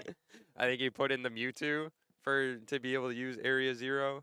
And Okay. then some of the new lists will play 2 Raikou because to synergize with Yeah. it, and Raikou does a lot of damage under Area 0. So, Oh, okay. And there's yeah. the Pheasantipity play. yep, Draws 3 cards. One of another them- knockdown. One of them was a Noctowl, and I think one of them was a boss too. And he still has a boss in the deck. These turns take forever. I know. And Draw cards, search your deck, draw cards, and search your with deck. 3 Hoot Hoots on the board. Yep. There's a Kieran too. Prime Catcher Kieran are the selections. I wonder why we're grabbing Kieran. Just as prep, maybe. Maybe just thinning the deck also. There's not a lot of trainer cards because he, just knocked out twice. Yeah. Drew 3 cards with Fez. There's probably not a lot of trainers left in the deck. Probably just preparing for a boss stall, potentially, from Brian. The Dragon Ball deck likes to gust something up, not take a knockout, and just kind of put damage all over the place. But we're going to see another flip of the deck for V-Star power. Star Portal coming through on the Radiant Greninja. We'll see the Cologne get played, I'm sure. And we're going to have 2 prizes going Dan's way. This is crazy, honestly. Now that I think about it, Dan has been going for this play in both games. Yeah. So this is just something he has been really ready for, I guess. Little switcheroo. Little takesies backsies. Cologne. We'll allow it. Yeah, it's fine around here. Allow it. And there we go. One. Oh, One wait, Dan, prize? don't hit the Dragapult, Dan. Oh, okay, yeah. No, we'll do another takesies backsies around here. I think we just knock out the Mana Feeder, go 2/2/2.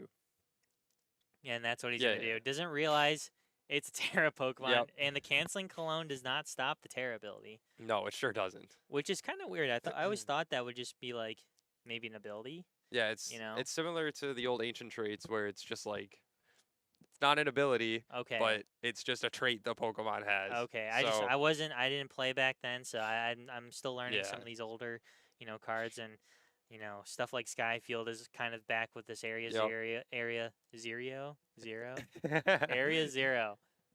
So Arven's getting played down. We saw a fully loaded Dragapult here with no damage on it, which looks pretty good, honestly, now that I think about it. Yeah, I mean, fortunately, like the limited bench kind of plays well here. Your Dragapult is not in danger of getting knocked out, but your board just does not look that good. Yeah, I think Brian needed like a Defiance Band here. Defiance Band would be really good.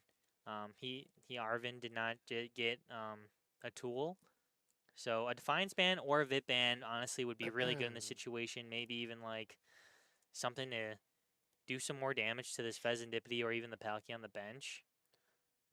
Yeah, And for then now, take though- 3 knockouts almost. right. We definitely. I assume we're knocking out this Greninja, and then it just depends on where the rest of the damage goes. If we want to knock out the other Noctowl, if we want to just kind of keep that around for now. There See goes the what he chooses to Greninja. do. Looks like 40. Yep. See Dan kind of tap it to knock it out. I would put. Interesting. Okay. 2 on the Terrapagos. Let's try to set that up for later. Yeah. That only puts it to 210 though, which is Right. the problem. Unless he does have a damage like modifier, and I don't know if he does. Yeah. I was thinking you could maybe go one on Fez, one on Hoot Hoot, and then like you could theoretically win the game next turn if that Yeah. Hoot Hoot doesn't get evolved.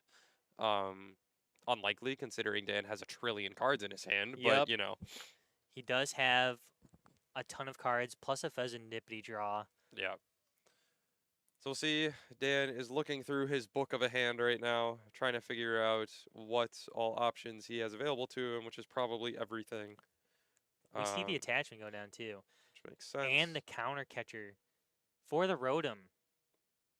That's going to be really good if Dan goes for the 2/2/2. Yep, I like But this. I don't know how he is going to get the 2/2/2 unless he gets that Greninja back. Yeah, I mean, again, something like the Pidgeot is relatively squishy. If Brian only has 2 bench Pokemon, if he doesn't bench anything else, then the Pidgeot is actually out of range, which is good to know. But that Candy Pidgeot that's in his hand, that has been in his hand the entire game, is Yeah. gonna get Ionoed. Oh, and there it goes. He's been trying to set it up. Unfortunately, not going to happen. Yeah, I don't know. He's getting 3 cards. See what they are. Duskull, Arven, and Boss. Those don't seem too bad. That's not bad. Dan he drew Nest Ball. I see a Nest Ball, gets a Research, a Super Rod. The Super Rod's pretty good. Is that a Nest Ball too? Oh yeah. So he can get the Greninja back. Some energies. I don't know if the getting the energies are gonna be the best thing, but it doesn't seem bad. It's not bad for sure. It just depends on how much. Oh, it's a Night Stretcher too. Oh, okay. So it's even better, I think. Yeah, just depends on how much supplemental draw Dan feels he needs. If he thinks the Pheasantipity is enough and wants to save that Super Rod for something else, we're going to see another turtle come down. For now, though, The Turt is down. Turt is down for sure. yeah. So, interested to see Brian, if Dan does not evolve this Hoo-Hoo, Brian could have won the game this turn because he got Ionoed into Boss. Yeah, no, and that's even crazier to think about. Oh, man, he would have had it. That is, what can he do here that could put him in a really good position, regardless. Oh, and there's a stadium. bump is good for sure. That is pretty good, I so think. I like that. But we know Dan has more. Yeah, We definitely know has more. I don't now know what you drop here is yeah, Dan. what does he take off the bench? It could be That okay. seems fine. I would have thought maybe even the Hoot Hoot The at some. Hoot also seems fine. Yeah, because Just depends on. I think it depends on if his other Noctowl is in deck. If it is, then you probably just want that there. if we had a Halucha in the deck right now, Arven for Ultra Ball, get the Halucha game. No, wait, not game. Yeah, but then you can't boss. Yeah, you're right. Never mind. I was getting a little too ahead of myself. I was getting a little excited for him. See, Brian's thinking. I think it probably has to be Boss Punch something. I would think one of the the turtle seems fine. Putting like the the Duskull turtle. down seems a little scary though. Because if Dan takes a knockout, I mean, you could just stop the Duskull right there. I think the Duskull is mostly fine because you force Dan to have that, and there's no real threat of Greninja, so you're not gonna lose 2 prizes here. I think. Yeah, no, this is actually, looks pretty dominating by Yeah. Brian. Like he looked like he was in a bad spot, but this Dragapult has not taken any damage. No, This thing is, this thing is strong. Dan is at 2 prizes, so we could see Briar come into play, even though, like we can just knock out the active and the knockout on the bench just fine.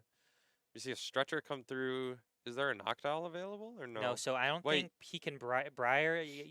I thought your opponent has to be at exactly 2 prizes. Yeah, Dan is at 2, Your and Brian's at 3. I'm saying Briar for. Briar for Brian. Yeah, yeah, yeah. Okay, yeah. I thought you said Dan was gonna play Briar. I'm like, wait a second. All right, so we see Stretcher for Noctowl, which is pretty good. We'll see Seem what grab- Dan looks for. I think we want to see in area 0 probably. Although I don't even know because it doesn't. You're not getting to the damage threshold that you need. Boss's order seems really good.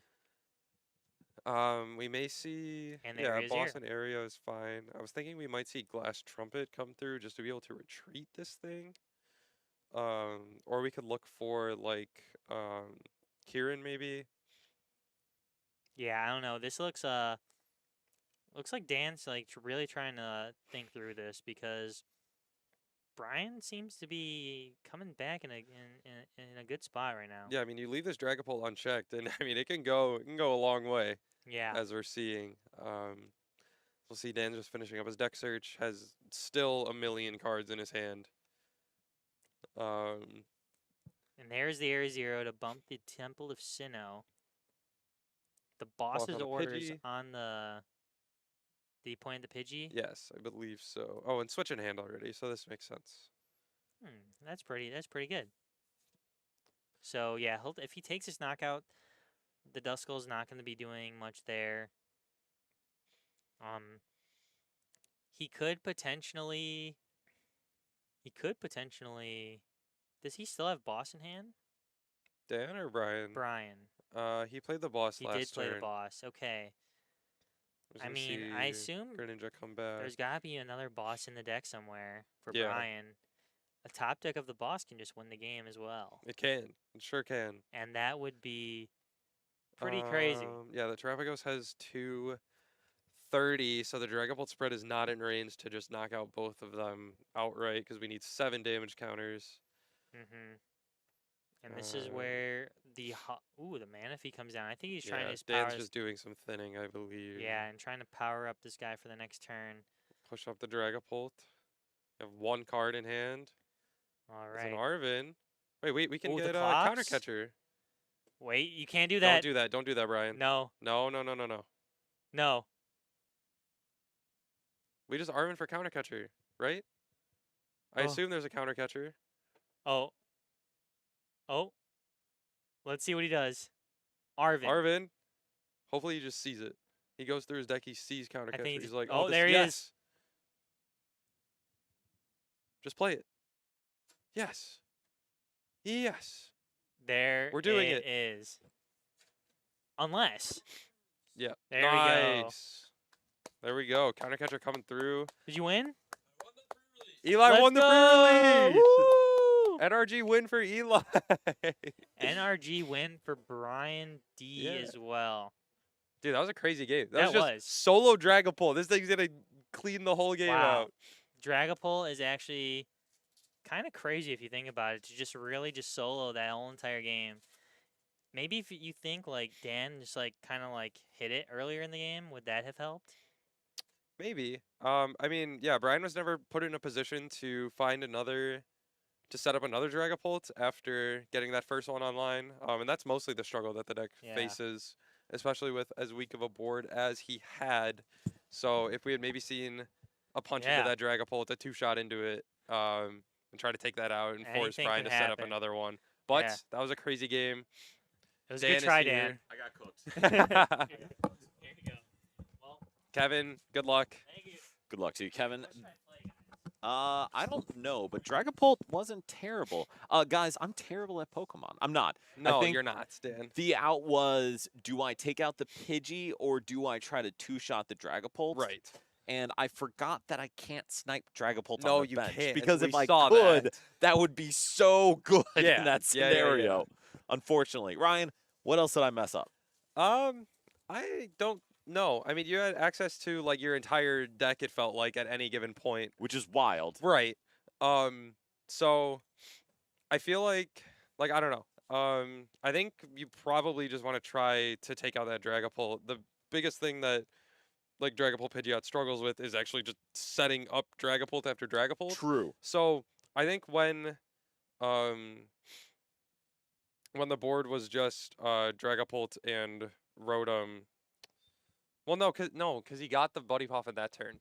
And that's Hmm, and that was exactly it. yeah. Like the thing I was thinking of is 2-shotting that Dragapult would allow him to set up Pidgeot Yeah. EX, which to me was problematic. So he never actually got more than 3 Pokemon down his board, which meant I could never Kieran knock out the Dragapult EX. So the turn where you went Iono Countercatcher Rotom, I think it's better to Iono and just punch the Pult. Because there's no okay. Pidgeot in play. You're putting them on 3 cards. You're damaging their Dragapult.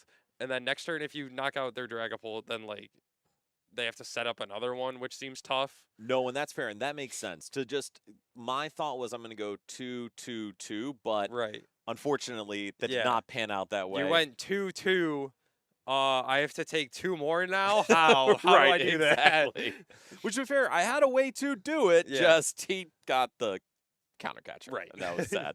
No, but I mean, Palkia felt really good. Like you said, I had access to basically my whole deck at any point in time, which is wild and scary when I could also hit for a huge amount of damage if he put more than 3 guys on his bench. This deck is gonna be crazy. And I will say, he won the game because he hit like the boss Arven for counter catcher off the Iona to 3. Yeah. It happens. Yep.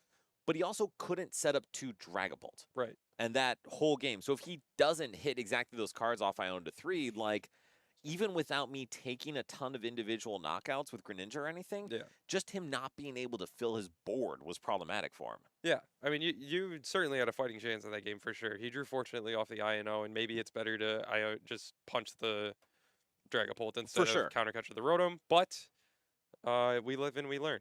And I did learn. Not a lot. When you have access to 1 trillion routes based on your deck being so broken, it can be Yes. difficult to comprehend all of them at once. That is also correct. But the downside is I had a bunch of little babies on my board. Yeah. So especially if he played a Halucha at any point, I was absolutely cooked. Yeah, So, I don't know if his list features the Halucha. I don't know if it does. Also, Brian could have won a turn earlier if instead of putting 2 on the Turtle, if he went 1 on Fez, 1 on Hoot Hoot, Yes. and then went Boss Fez, knock out the Hoot Hoot. Yes. But you could have bumped one of those when the Area 0 went away. Which so, I would have yeah. in that scenario, yeah. yes. Well, all Um, right. We are going to see Kevin playing Reggie Drago into Brian playing okay, Dragapult. here we go. And this feels like a better matchup. Oh for no, Kevin. that's Reggie. Wait! It's Reggie. No, that is not Reggie Not Reggie Drago. Drago. That is Reggie Gigas. My oh man, here goodness. we go. This is what we're here for. This is, ladies and gentlemen, you came to the right place. And this is, I believe, Reggie Gigas Galvantula. Galvantula. Oh, it's beautiful. It's so beautiful. It's So- just so beautiful. So Kevin has played 2 decks with Galvantula EX. Do you think he wants to make that card work? I think he does. I think he wants to. So I assume we're going to see either a Joltik or a Reggie come down here, since those are really the only basics. That's got to be basically all you want. right. And so going first, what do you go for? Is it just a couple Joltiks? Is that Looking a, at the- the wacky? I think it was Baby Galvantula. It was Baby I think it was the Galvantula. That's little right. one. To one-shot Charizard Yes, EX. Yes, okay. yes. Yes. And Mike, this is absolutely for the content. This is great. Man, you have the bench space to play Radiant Greninja, which is actually really nice. It's so good. Because you just want to shove the energy in the discard anyway. Yeah, that's quite good. I will say this Area 0 is going to open up a lot, Dude, for a lot of decks. Me and Kevin were talking about, like, every deck we have here is playing 4 Area 0 and no way to bump the stadium. Right. Well, that's one thing I will say I was looking for in Palkia is, can I get rid of this stadium to heal my board? Yeah. And I think, especially in a deck with that much search, 1 vacuum is probably really yeah, good. yeah, vacuum seems good. And I would prefer it to be vacuum rather than another stadium, so you can clear it and then put it right back down again. Yeah. Which, for those back in the day who played Skyfield, very similar thing. Skyfield, discard it, clear your Shamans, Yep. put it back down, Yep. do it all again. Yep. Well, Kevin had a relatively lackluster start, but has another Ultra Ball and an Iono, so we can see hopefully some more Reggies come down on the following turn. I will say, Brian, however, looks like they're getting a good start here. actually, that was a pretty good start for Kevin, if anything, just to get something down and energy in the discard, because he's going to be able to attack with Reg Ice next turn. Yeah. And then, Kevin, like you said, getting that Arven turn 1, which is huge.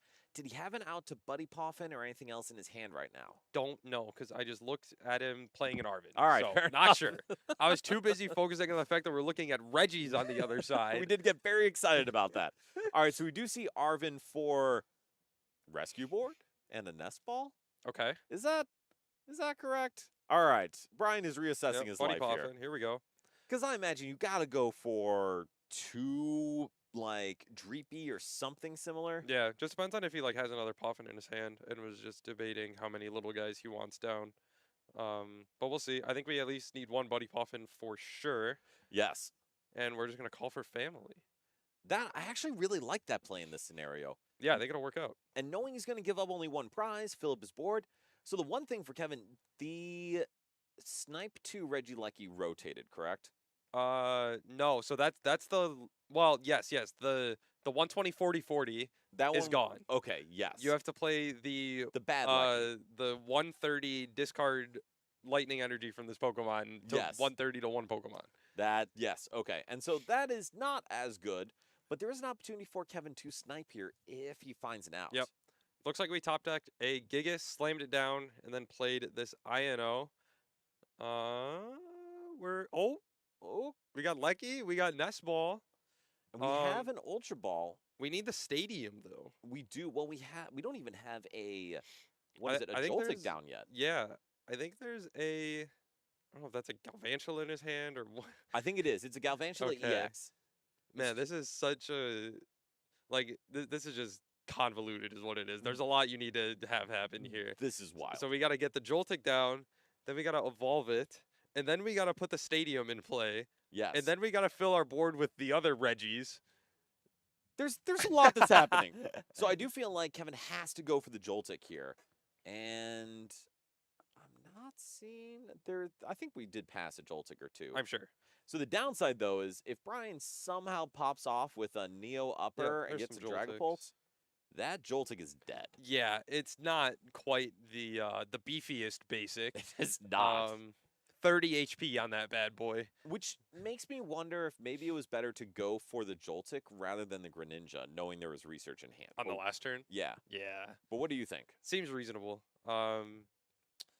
Did they have the INO already, and then they drew into the other cards? I or- believe they discarded the research with Ultra Ball, so I assume they had the Ion. Oh, they discarded a research. Okay, well, Yes.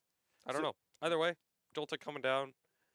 And yeah, I think this is gonna depend on the strength of Brian's hand, because if Brian starts getting swinging this turn, I don't know what Kevin does to a Dragapult EX. I also have no idea. Well, yeah, because the Regice shuts down V attacks, not Pokemon. EX. And the Regigigas has the bonus effect on V maxes. Ugh, So that's not great. no, it's not stellar. I think there's a I see what you did Luminion there. in hand.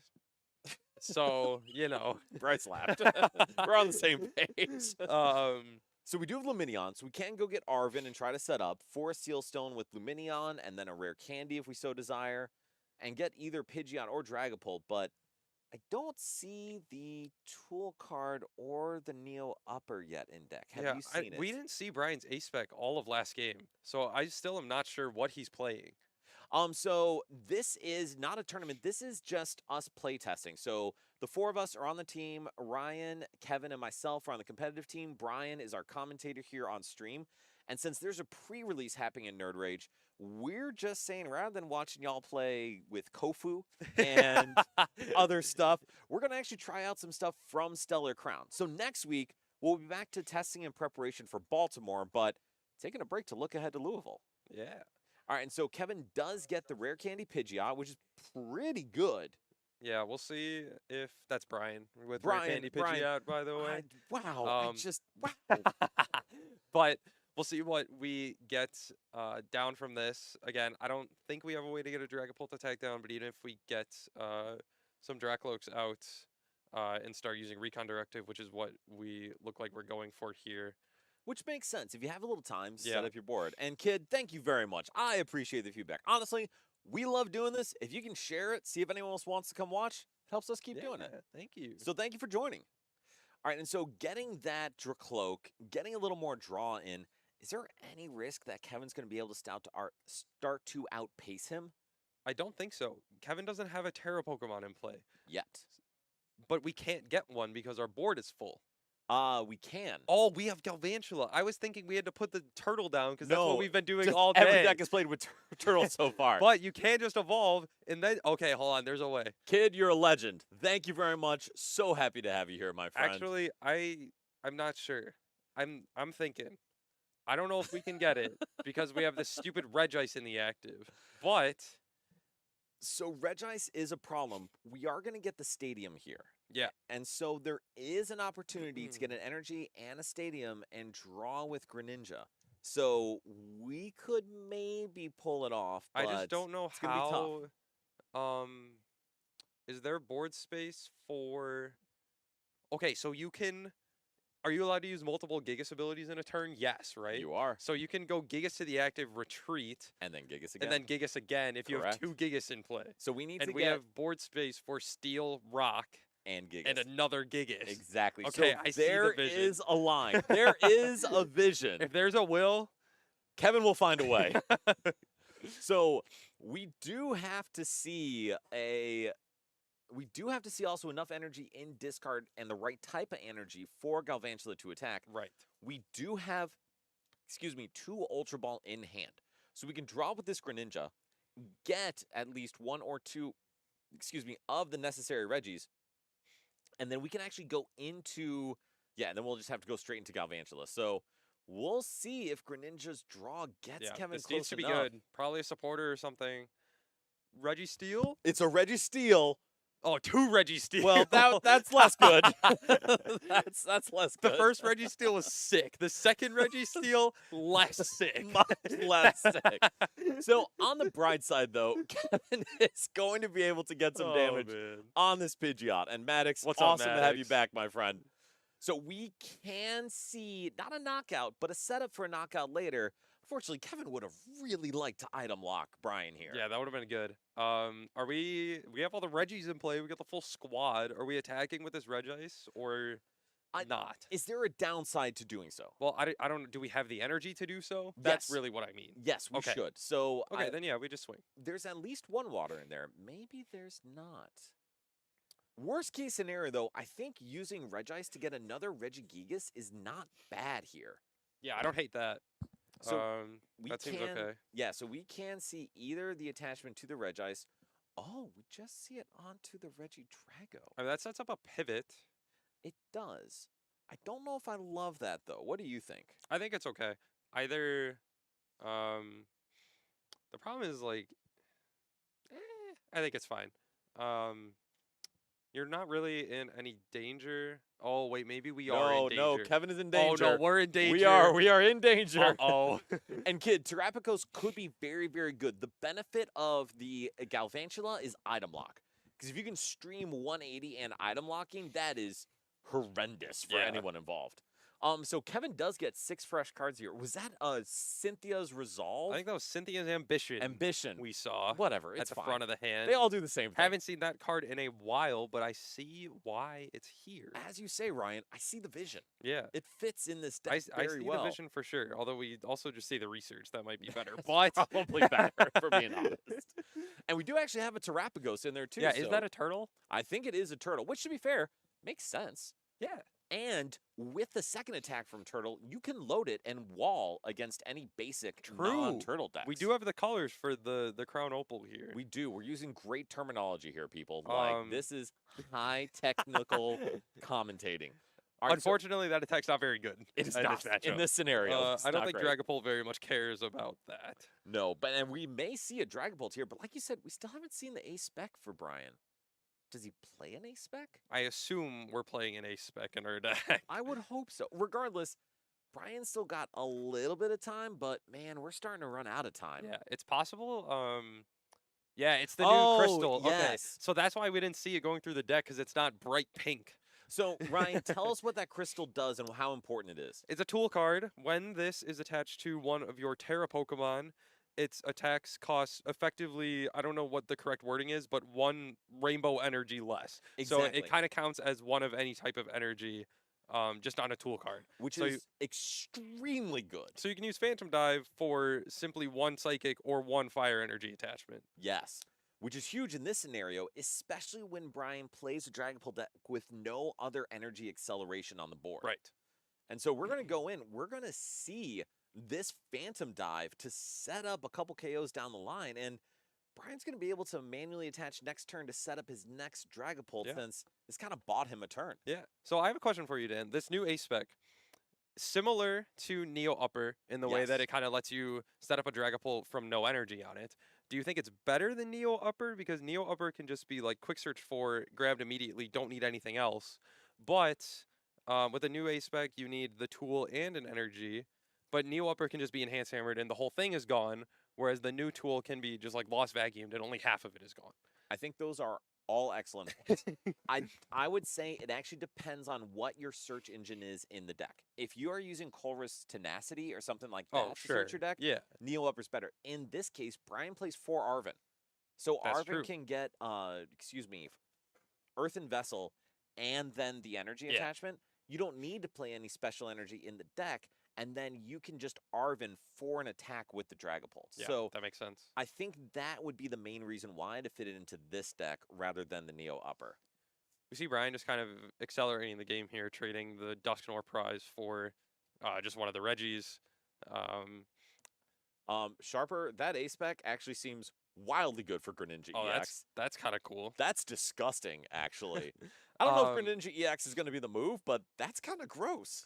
The back to our game here. The Galvantula has 260, right? It does. So- 260 HP. So that 60 from Phantom Dive seems quite good on the Galvantula. Yes. Very, very good. And now Kevin is also at risk where he can't really drop another Joltik because it's just a free prize. Yeah. And if he says, oh, I'll drop 2 Joltiks, it's 2 free prizes because it has 30 HP. 30 whole HP on the guy. So what does Kevin do now in this scenario? You ask a fantastic question. Thank you for that feedback. Now, what does he actually do here? Well, I think step 1 is get more Reggies in play to That be able seems to good. do anything. We need at least 2 of them. Preferably the Regice and the Regidrago. Kid, that's a great Pokemon. And we do actually both play Pokemon. Both Ryan and I were at Worlds this past season in Hawaii. We are not going to talk about our records in the event. And to be honest, with as popular as this stadium is, maybe Collapsed isn't a bad move in some Collapse seems decks. quite good right now. Yeah. Similar to what you were saying in Palkia, it's a way to kind of heal off the liabilities in your off your board, as well as at the same time limiting all of these area 0 decks. Yes. So like in combination with something like Ino or Unfair Stay Up or something, combined with Collapse, could be quite potent. I would agree. It's very similar to the, what was it? The Chaotic Swell in the past or Parallel City in N. Yep. Just catastrophic Yeah. plays for opponents. So one thing I think we talk about in general here, as Kevin's drawing and trying to figure out what the heck to do, I think this is always why we want to start here, and let's pick what we think is the most powerful deck and what are the best decks, and try those out before we start to figure out what the counterplay is, because to be honest, we may have thrown down Palkia, and it's a giant brick, and then we Yeah. don't need to worry about Yeah. Collapse, because it's a terrible deck. Palkia is not a giant brick. I would like to Palkia make is that very not a clear. brick. That deck is excellent. Galvantula with Reggies, I want it to be good. Okay, this might be a brick though. This one might be a brick. To be fair, against Dragapult, Dragapult actually seems like a very bad matchup Yeah, for this this if it doesn't can't seem get good. item lock early enough. Yeah, I mean, one of the things that the Reggies has always boasted is incredible type coverage with all of the different colored guys you play. Yes. Dragapult has no weakness for them to prey on, Correct. which is not good. Correct. And actually, Reggies, we got Fighting for Terrapagos. Yep. We have Lightning. I guess Lightning only snipes the bench, but we got Galvantula for Palkia. Yeah. We've got, for Charizard, we don't actually have a good option for Charizard. We have the baby Galvantula. We do have Baby Bops it. Galvantula. So, Ryan, why is Baby Galvantula good into Zard? Dude, I don't know what it does, but it's grass type and it kills it. So it does an attack where it does, I think, 50 additional damage if the opponent's Pokemon has an ability. So it ends up netting, what is it, 180? 180 Okay. base if it has an ability. Sure. It's a grass type. Seems good. So it one-shots Yeah. Charizard EX. All right, so now we come down. We see Kevin going in with this Regieleki. And, or we're going to go straight into Galvantula. Why do you think that's the Potentially move? a switch out in hand, but I don't know. Maybe it just feels like they are under the pressure to do something. And that's maybe what it may be. And I think that's why Kevin's saying, I think I have to go into Terrapagos here. Yeah. Which I don't mind. Like, the Terrapagos knockout, or not knockout, but the Terrapagos hit is very relevant here. Because if Kevin follows it up and cleans up the Dragapult with the Galvantula knockout, Right. we're doing okay. Yeah. Now, granted, there's a Pidgeot EX on the board. Yeah, I mean, Brian just has infinite time where this turn, I mean, he can even just, like, I see the candy in his hands, or he can candy in a Dragapult this turn. Even not, like, without that, you could just candy for a Dracloak and attach to it, and Yes. you're on pace still. And I will say, this does matter because not Brian will be able to boss with Pidgeot and not need to use Pidgeot to set up that Dragapult. Okay, I just realized the Regis can't use Moonlight Shuriken. It can. Well, Oh, is there only one water in the deck? Okay, well, but in general, it could. theoretically, you could use Moonlight Shuriken. Actually, that's terrifying. Yeah. That is so. Regigigas does play Legacy Energy. Oh, yeah, there's Legacy. And so Legacy Energy is an A spec, has the effect that if this, Pokemon that this energy is attached to is knocked out by damage from an opponent's attack, the opponent takes one less prize card. Regis are only worth one prize. You get a free attacker. You can only use the effect once, thank goodness. Yeah. But you can only use it once, so you could snipe with Greninja multiple times. Seems All right. kind of good. So we do see the Gust from Brian onto the Galvantula. Yeah. We see the rare candy. We Yep. see the and Yep. at this Yeah. point, Kevin's got to say, Yeah. I think he got it. This man. is good night, I think. Yes, especially because Brian did all of that before his quick search. So what does Brian get here with that quick search? Is it just another Dreepy? Is it a supporter for next turn? What do you think? I know what I think. Talk to me. I think it's a supporter for next turn. Okay, cool. Because you probably want either another Gust or Super Rod is fine here too. Because next turn, all you really want to do is take 2 prizes or even just 1 prize. Oh no, 2 prizes to close out the game. Yeah. So we have a Radiant Greninja with 130. All the Regis have 130 HP, which makes it a little tough. But you plant some damage on the Terrapagos, Yep. and then your next Dragapult just cleans it up for the win. And so this game ended up being a little unfortunate for Kevin. So, I'm going to make a bold statement. I'm going to say Brian wins this game. Ryan, how are you countering it next turn? How am I beating Dragapult? How are you beating Dragapult? That is a good question. Maybe I just play Miraidon. Thank you very much, and see if they have it. That's not bad. Actually, it'd be cool to show off Miraidon. It's got a Yeah. couple interesting pieces in there. We'll take a look. We'll take a look out there. I don't remember exactly what all we have. But, So Miraidon doesn't play Prime Catcher, just so you're aware, if that turns you off from playing Miraidon. what are we playing? Secret Box. Oh, boy. Yes. That's Because interesting. you're no longer hitting with Miraidon typically, you're a Raikou deck. Because you play Area 0. Correct. So Raikou hits for a crap ton of damage It does. for only one generator attachment and a Yeah. manual attachment. So instead, you set up your Stadium Big Knockout, and can you take a guess what EX Pokemon you use? Yeah, the Mewtwo. Yes. Yeah, that's Just really a great attacker in the deck. It Yep. can't attack. It cannot attack in the deck.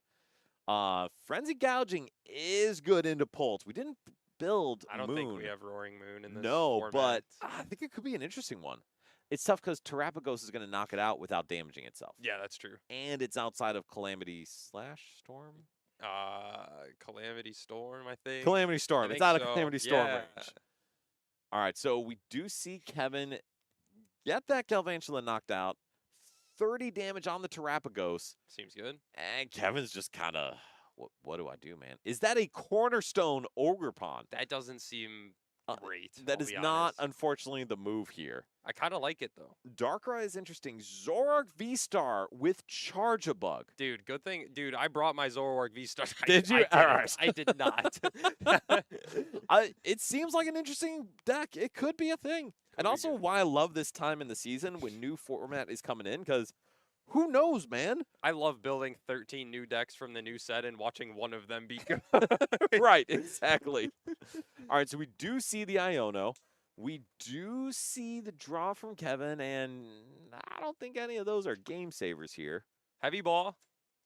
Okay, there's nothing. there. That's that. Kevin's like, hey, that's pretty good. Kevin has a lot of prizes to Oh, take at this man. point in time, and Brian's board is all but set up. Yeah. I'm Yeah. not sure what's happening here. I'm gonna be honest. I think Kevin's just deciding whether or not he can attack before scooping it up. Ceruledge is next set, I believe, Adam. Ah, Yes. That one's going to be a fun one. 20 fire energy. It's perfect. Mm-hmm.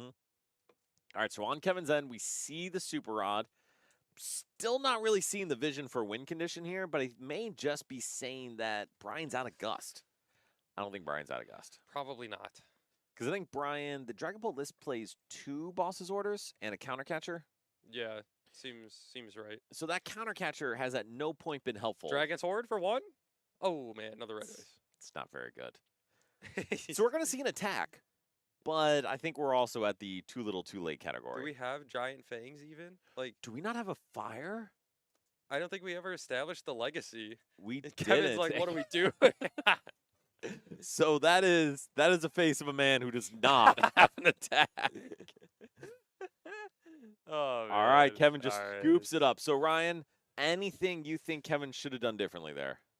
I don't want to say it came down to deck selection, but That it's a fair point. And Brian did have the boss Yeah. sword available. So Ryan, get out there, get your next deck set up, dude, and then Bryce, if you can throw up this Dragapult list yeah, this because Dragapult deck seems kind of scary. it's been okay 2 games in a row.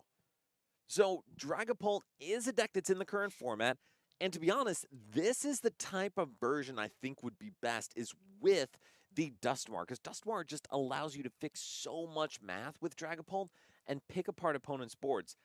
You would almost think that, well, it's still V-Stars with Palkia, but to be honest, man, if you can use a Dusclops or Dusknoir and clear a couple of Hootloops Yeah, from the board, Yeah, that's terrifying. yeah. I mean, even just one Dusclops to put 50 on one of them, and then Phantom Dive and clean up. Oh no, you need more because it's 70 HP. You do. But What? even then, with Alakazam, you can still cause some mayhem there. Yeah. So we're going to see if that's actually a good play going forward. So, Ryan, get out there, All kick right. Kevin out. Let's keep it moving I'll along. get Kevin in here. All right, beautiful. So, like we said, this Dragapult list I think is really strong. So, the Alakazam, even though right now it's Radiant Charizard that's included, Alakazam seems really powerful when we're trying to set up those kind of checkmate win conditions. In our format right now, those checkmate win conditions don't really exist. Their Tord can play Charizard and do great with it, but in general, it's kind of a format based on big basics. So I'm really excited to find a bunch of good setup decks and kind of checkmate decks that are coming in this next format. And yes, that item lock is extremely strong if you're able to set it up. And Kevin, now that you're back, what went wrong, my friend? I totally forgot. Legacy energy can be recycled. It can. The effect doesn't repeat, but it can be recycled. And that did not occur to me until like halfway through the game after I Colressed Tenacity and did not get a Legacy energy. And I was curious about that, but we assumed you had a reason.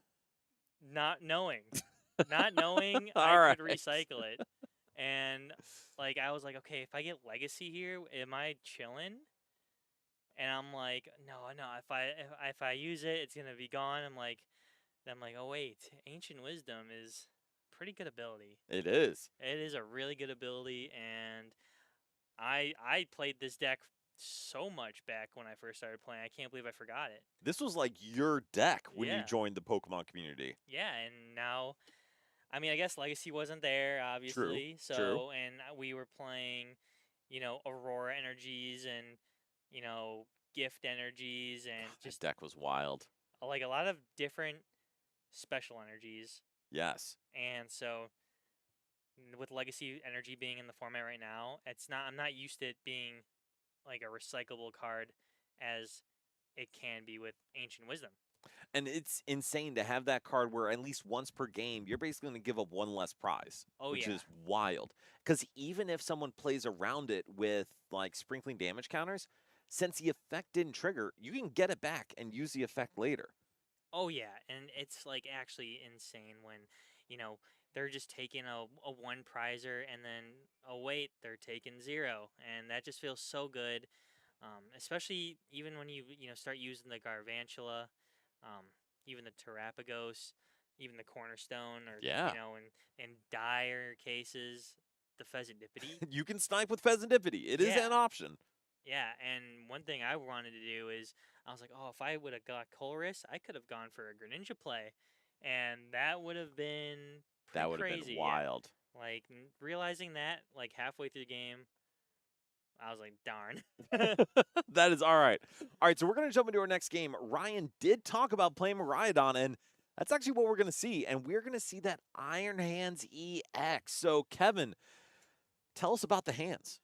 Hands, you don't want to catch these hands. That That is something I want to very tell you. true. You don't want to catch these hands, especially when there's just a lone Pidgey on the board. Miraidon's coming down. Uh, You are correct. um, Pidgey certainly does not want to catch these hands. Pidgey. And I'm glad you clarified that. But someone's asking if worried about prizing energy since I was playing a lot of one-ofs. That is that was something I could have thought about later earlier in the game, but I did not prize any energies, thankfully. This is good. And it's always a risk. Whenever you have a deck with a bunch of one-ofs, like the one-ofs are a risk, but that's when you have to make a choice on which ones you need to play more of. Like, where is it, that sucks, and where is it catastrophic Yeah. if you prize that? Yeah, and I mean the good thing is that's why you play the Legacy, the Luminous. Those are just cards that even if you do prize those one of basics, you'll have that whatever energy you need. Yes. And Ryan's just getting the board loaded up. Mewtwo EX. That's something that's gonna be new in this Miraidon deck going forward. It looks like, especially if you're trying to play that Area 0. And we do see the generator come down. So we'll see if Ryan can apply a ton of pressure with his Iron Hands. The prayer. Oh yeah, we got a lot of energy with that Wow. one. That I think it was a 4 energy generator and a Squawk. and a Squawk. We don't need the Squawk. We got 3 energy on the hands. Yeah. Oh yeah. Pidgey is looking like he's gonna catch these hands next turn. I'm not gonna lie. This hand is probably going to do some work coming into the next turn. Yeah. So, is there any reason to put this energy anywhere else but the hands? I don't know. I mean, it just looks so good. I mean, Ryan's got his ace spec secret box already in hand. I don't know if he has to. I think he just needs to he looks like he's powering up the Mew EX. I think it just stays there on the hands, just to have it for the next turn. Because either way, he's got Arven, he's got Secret Box. He's going to find another way to get a generator, it looks like. Yes, and I actually love the choice of putting that Bravery Charm on the Mew because it puts it out of range of a Dragapult Phantom Dive. That's very true. And Brian, he's going to target down any draw Miraidon has since one of the weaknesses in Miraidon is that you don't have a lot of board-based draw. Oh, no. I mean, unless you get those Dracloaks out right away, and it's like you can't really do that on your, first turn going second, especially when you're going up against, Miraidon and they put 3 energy on a hands. Like there's not a lot you can do to just, keep yourself stable, especially getting that draw power out. They're just going to get these maybe 1 or 2 Dreepies and, next turn it's either the Pidgey or a Dreepy getting knocked out, and I think it's just going to be the Pidgey if he doesn't get multiples. So. Well, and that's what I think is going to happen is we are going to call for family for 2 Dreepy and bench a Pidgey. So Brian has options going into next turn. So now for Ryan, Kevin, tell us, do we target the Pidgey? Do we target a Dreepy? What's the move? I don't know. I think, honestly, at this point, you don't need to target the Pidgey because all these electric Pokemon are going to be doing tons and tons of weakness damage to this Pidgey IDX once it evolves. So, yeah, you'll get maybe 1 quick search. But if you can get these Dreepies off the board, that's just Ryan's whole, attack engine. If he has no attack engine, he doesn't really have much going for him. He's going to have to get that A-Spec he plays and energy attached for turn because there's no other way to accelerate energies, it looks like, in his deck. So what I would actually love to see here is because there is an Iron Bundle, but there's no Prime Catcher or anything. So seeing that, we do actually go for the Forest Seal Stone to get the stadium down. I don't mind that. What do you think, Kevin? I think it's going to be good, especially with this Raikou getting powered up. With this Raikou powered up, he's going to have so much extra damage, just like you with the Palkia deck. Yes. And especially with the Dragapult deck being, a 320, 320 stage 2 Pokemon, it's really hard to, find a KO on it. Getting damage done on it early, and then, hitting it with the Raichu it looks like you put on the bench, you might be able to get that knockout. And Brian recommending attaching it to the Mewtwo EX, which can't actually attack with lightning energy, only psychic. That is very true. That is very true. And that's something I always got confused about when I first started seeing these deck lists with the Mewtwo EX. I'm like, wow, wait, that's not something you can attack with. Right. What is the use? And then I'm just like, oh wait, Area 0, it's just actually that much better if you can get all these, basic electric Pokemon on the bench, start powering up the Raikou, and people are starting to play 2 of it now. it originally started seeing play into, and that Pidgey did catch these hands. It did, and it caught these hands for 240 damage, and Ryan gets 2 prizes from it. So I'm going to add one bit of feedback here because y'all could tell how bad I did today. Ryan decided not to attach the heavy baton to that Iron Hands. And that I actually don't love. I think putting that baton down could have been so good because it would give an opportunity to spread that energy. Now, granted, Ryan knows that Brian plays the tool that accelerates energy or adds energy rather than a Defiance Belt or something like that. So likely this Iron Hands is going to survive, but that would be my only thought. Yeah, and I mean, I think I was actually talking to Brian. Does he play the Defiance Band? I don't know if Brian does, but if he's going to attack with Dragapult this turn anyway, he would have to use that tool card. Yeah, and that's if he wants to get this knockout. I mean, unless he gets a counter catcher, maybe knock out that Raikou or the Raichu with the 2 energy on it. That might be a play. That is going to be, I think, the target for Brian if he can. Yeah, and he's asking for a lot right now. Here, a benched Lumineon, so that's just another liability. The Pidgeot is definitely a liability. Lots of liabilities, and it doesn't look like he's got what he needs.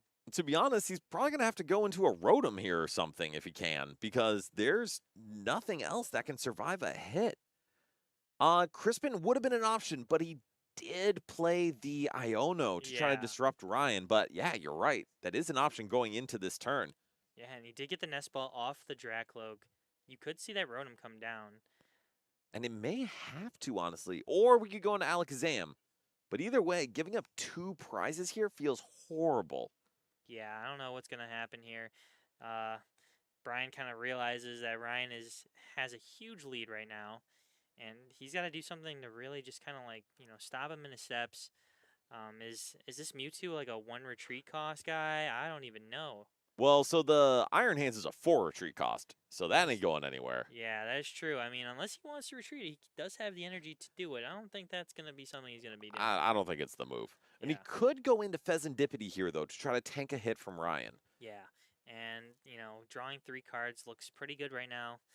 He's going to have to pray for something really, really good. Gets an Ultra Ball, I think. That's like the best card he's gotten from Well, that. we can get another Dracloak, and maybe that's the move here, just to save the Rare Candy combo. And I don't think Brian has used Quick Search yet either. Yeah, he's been doing a really good job at saving that for, when he actually needs it, seeing all the cards he can play down in his hand, seeing what he can draw off his board from all the Mons, and looks like he's getting that Dracloak down. Gonna do the Quick Search as well. Well, kind of unfortunate. Brian was actually 1 basic energy in hand away from getting the Phantom Dive attack off this turn. Yeah, oh yeah, and then he And looks Brian, like, yeah. Ryan reminding Brian, you cannot fail Quick Search. That has to Yeah. be. Wait. He had a Forest Steel Stone all along. There's a play here, right? There's gotta be, right? So there's not, unfortunately, because he had to Pidgeot for the Forest Seal Stone, he wouldn't have been able to have the combination to attack with Phantom Dive. We were 1 card away. So, do you think he should have gone for the Dracloak play to see if he can miraculously draw? No, So- he would not have been able to. Because he wouldn't right? have had a Dreepy Yeah, on the board. That's so true. Yep. But that's okay. Brian can go into.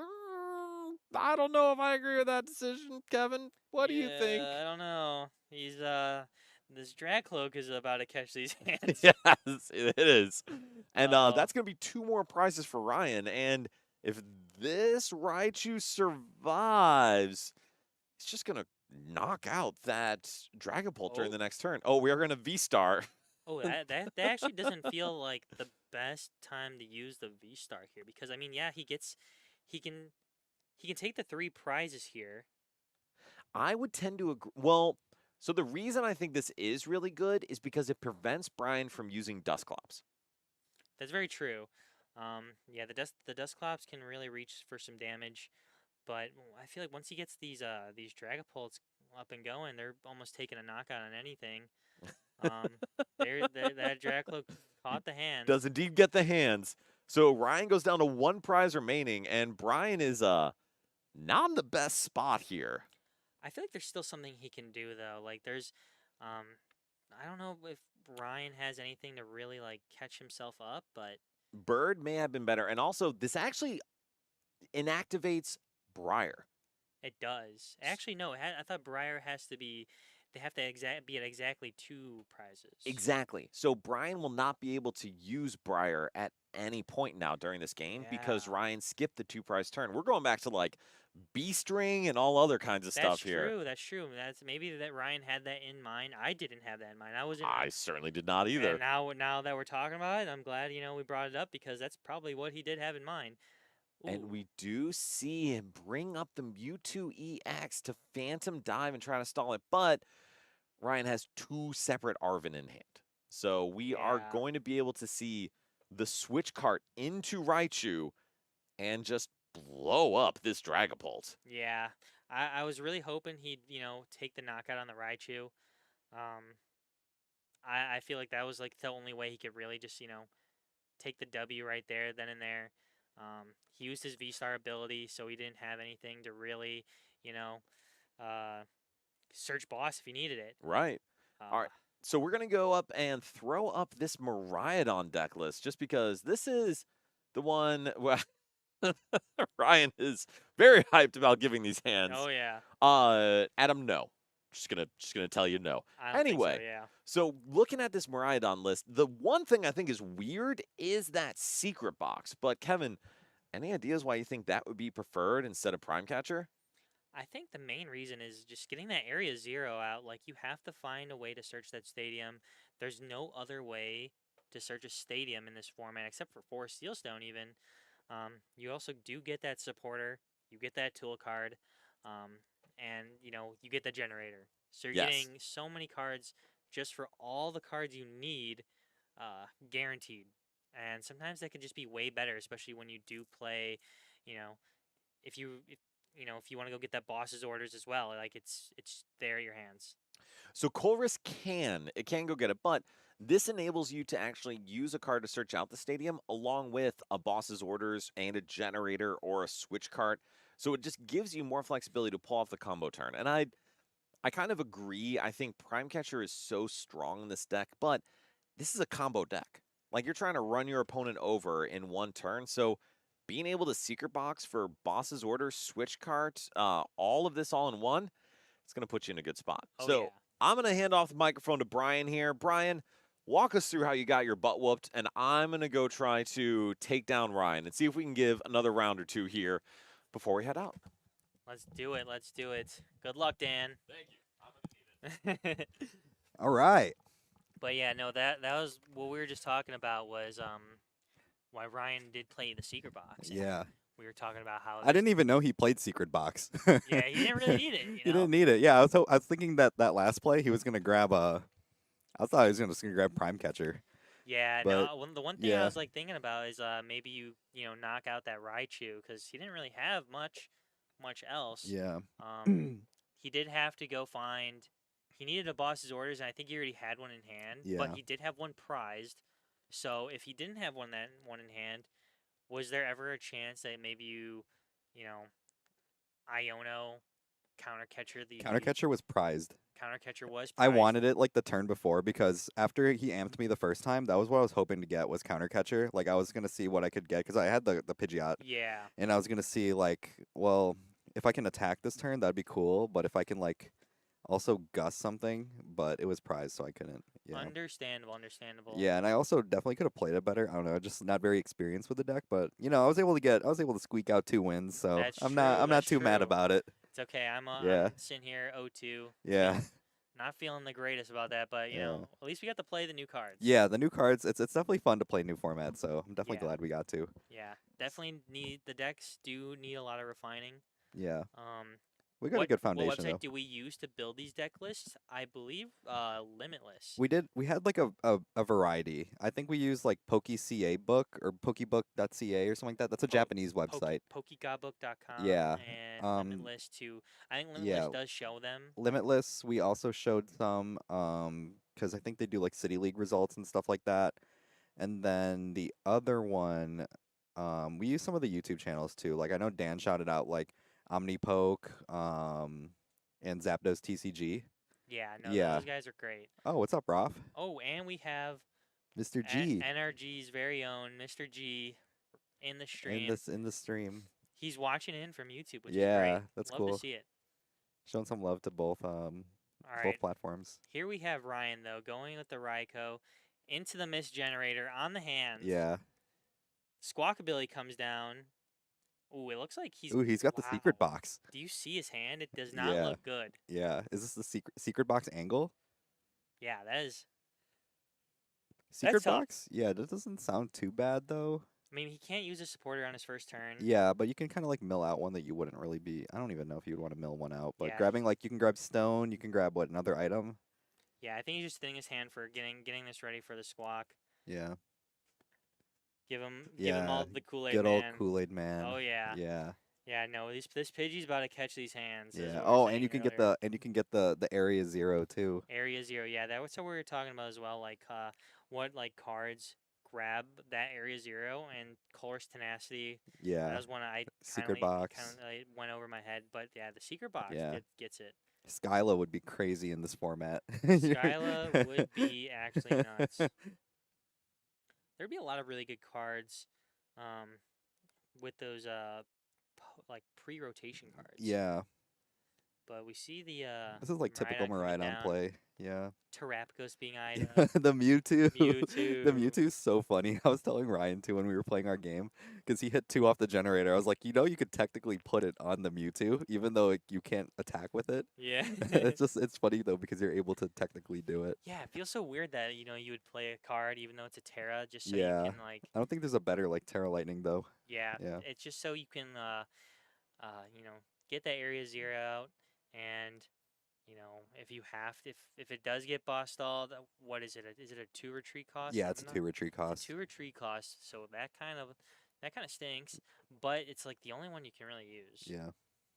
And I wonder if there's going to be any other Terra basics coming out anytime soon. Yeah. There's nothing that I can tell as of right now, but here Yep, comes he- the Squawkabilly. Squawk. The Squawkabilly comes down. We got another And generator in hand. Generator, a double turbo. Yeah, he already attached though, so He did already yeah. attach. Nest Ball. Nest Ball. Since- Wait. wait. Can he Nest Ball? Because he has 5 on. Oh, wait, no. Area 0. Area Never mind. zero. Never mind. You gotta remember that. Oh, man. There's Oh, some adjustments to be made. This is yep, crazy. Yep. He knows. He knows. He Oh. knows. We're eyeing up Mew Mew. EX. Okay.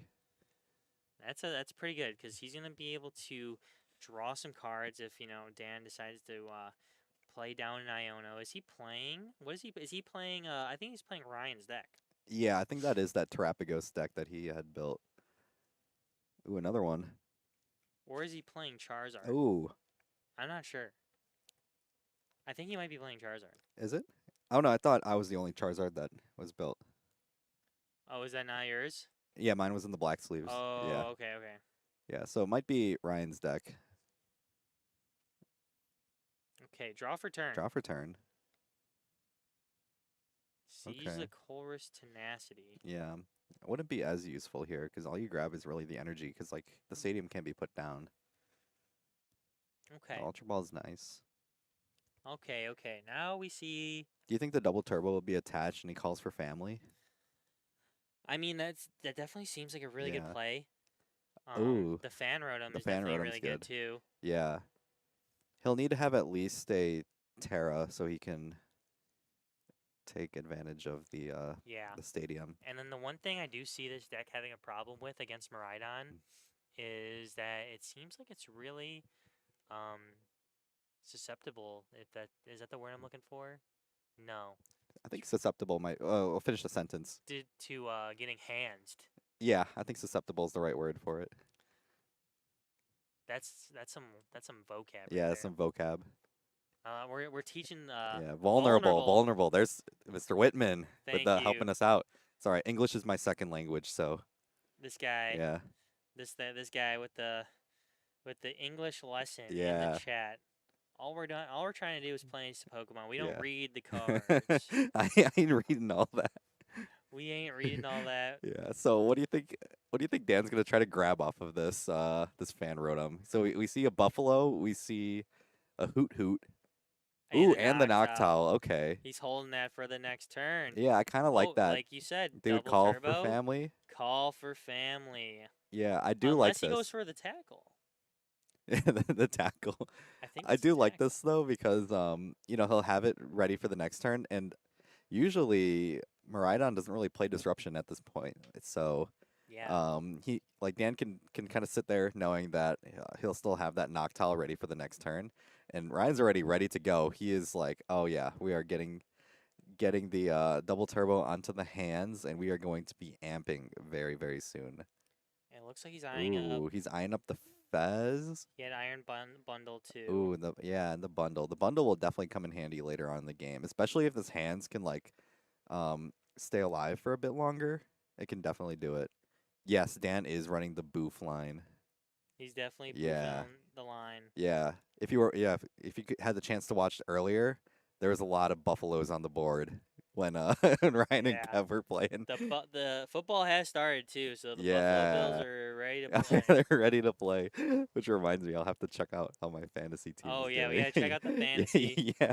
I don't. What is the score of the game? Yeah. We'll see here as the game's getting a little stale here. Well, it actually looks like Ryan's going crazy right now. Yeah. Dan doesn't look like he has much. Like everything is just gonna get destroyed by this Iron Hands. Yeah, and that's kind of like how this matchup usually goes is that, you know, Rhydon's going to try to use the hands as much as possible. Having the Bravery Charm there is really good. That's what I've Yeah. noticed. Like, is Bravery Charm hands is really hard to take advantage, like take care of. Yeah, I think Lost Vacuum is definitely going to be something that Yeah. has to come back in this format, and definitely Jamming Tower. Yeah. A Jamming Tower would Lost be really, Vacuum, really yeah. good right now. Yeah. It would get rid of that Area 0. It would get rid of that, make that Bravery Charm useless. Yeah. And, if they want to get that, Area 0 back out and all those Pokemon, they're gonna have to find this, the next one. Yeah. And Juice Kid 22 definitely agree with the format. Definitely will be about aggression, but it's cool because compared to now where it's like big basic aggression, like we'll see a little bit of evolving, like with like Palkia. Like I still feel like Lugia is gonna be good going into the next format. A little bit of cope there, but you know, like it's gonna be all about aggression and like how fast you can sort of set up. Yeah, and Yeah. Dan looks like he has a play lined up. He has a Ooh, counter he's got the catcher. I like this. Brings up the Raikou. Yeah, the Raikou is a good one just because it's the easiest thing to knock out. Let's see. Does he have enough to knock out? We're gonna have to see. Yeah. Both of those benches are like full. Yeah, I mean, Yeah. I think he's definitely gonna be taking a knockout here. Yeah. There's too many Pokemon on the Yeah. bench. If he was able to go up a little bit more to like the 220, I would have liked the Fez knockout, And but the research. yeah. The research is actually pretty big right here. Yeah. But he has Ooh, double Uh, Buffalo. 2 Buffalo. Double Buffalo set up. Double buff right there. Plays the Buddy Poffin down. What do you think he grabs? I mean, maybe he's just I don't looking know, to maybe thin his like deck. another I Hoot don't Hoot? know, like Hoot Hoot or oh, Ooh, with the the Duskull. I do like the Duskull. There The is a Duskull is Duskull nice line. because when it comes to knocking out the hands, the Duskull will actually come in very handy for that. That's very true. That's very true. So we see the Pidgeot Quick Search coming down. I wonder what he's gonna grab here. It's definitely he already did Counter Catcher. So he grabbed something. I couldn't tell what he just grabbed right there. But something was pretty he was definitely lining something up. See, clean up some of these mons after early turns. That's something I would think, but I'm not necessarily sure if there is any Turos or anything like that in the deck. Yeah, I don't know.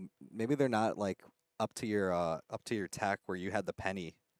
Yeah. Yeah. No, well, you can only penny basics, and Yeah. you can't penny up Noctowl. That's Yeah, the problem. That's the problem. I do see decks that do play Scoop Up Cyclone, Yeah. but that's your ace spec. Yeah, so I don't know how much you really want to waste that. Yeah. So, Ryan still has an Iron Hands fully loaded up. Yeah. He does need to find a way to gust something up. Is Terrapagos weak to lightning? Terrapagos is weak to fighting. To fighting, okay. Yes, so, and there's the Forest Sealstone. He hasn't used his V-Star yet. is this something where you just get boss's orders? Yeah, I kind of like that play. There's also a world I feel like where you can go like boss arm press Pidgeot. Yeah, Yeah, no, yeah, honestly, if he were to take, yeah, no, so yeah, he can't amp the Pidgeot, no, but he no, can arm press arm it. press. Yeah, but arm press is like a good one too, just because you'll still stay on that 2-2-2 like prize map still. Yeah, and I mean, no, the one thing me and Dan were talking about during your game is when Ryan was able to take um, that 3 prize turn on the Luminion, Yeah, and that put you out of the Dusclops range. yeah, So you weren't able to, go for that, Dusclops right away. yeah. And Nope. Juice 22, good question. When our next 1K is September 29th, actually, Sunday, September 29th, we will be having our next 1K League Cup. 1K So League Cup. yeah, Make sure to sign up. sign 'cause up online because it's definitely gonna sell out. it does sell out The all the Chicago time. SPE, so make sure to be there. Oh yeah. Yeah, we're all gonna be there. Oh yeah. We're all gonna be there. Yep. I haven't been to an Energy Cup in a while. I Yeah. always happen to be out of town that day. Yeah. When is Reg is already open. Yeah, you can reg whenever. registration is already open. Yeah. One Piece One 1K. Piece? One Piece? I don't know if One Piece 1K is happening. Yeah, I don't know but about that one. We're having the Pokemon Yeah. League Cup 1K, September 29th. Yep. Yes. Chicagoland area, Buffalo Grove is where the store is at. If you Yes, are sir, able yes, to sir.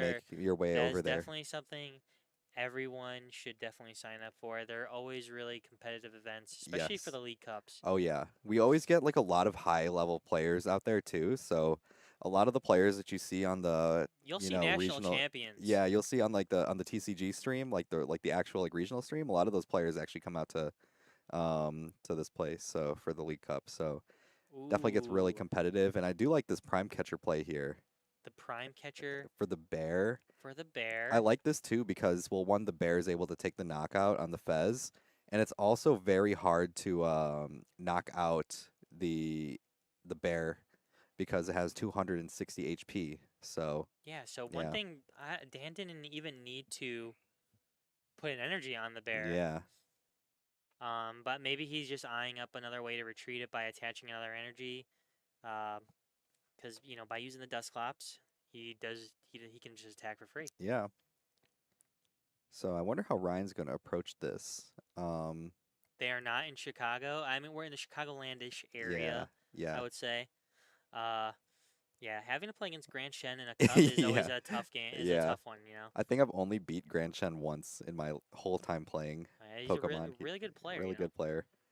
So how do you think Ryan's going to approach this last turn? Do you think all he needs is the gust? Is that the way to do it? Yeah, I think if Ryan can find a way to gust, he's got it. But I mean, he got Iono'd, 2 cards left in hand.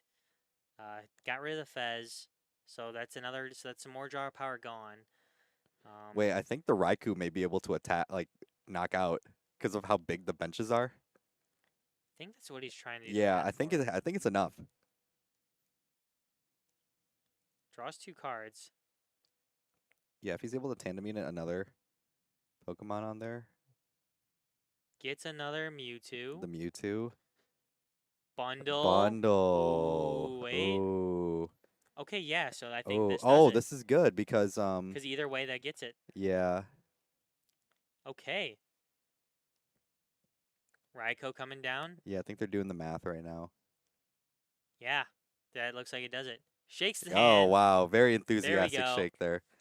Ryan takes Ryan it to go is 3-1. Yeah, 3-1. He is the king of the hill right now. Yeah, he is. He's cooking right now. Yeah, He's getting in there, winning lots of games. yeah. And Dan definitely made it really competitive too. Like he was able, I mean, 2 prizes only left. Like he was able to keep it really close. Definitely sequenced it pretty well. So yeah, definitely showcased the power that this deck has.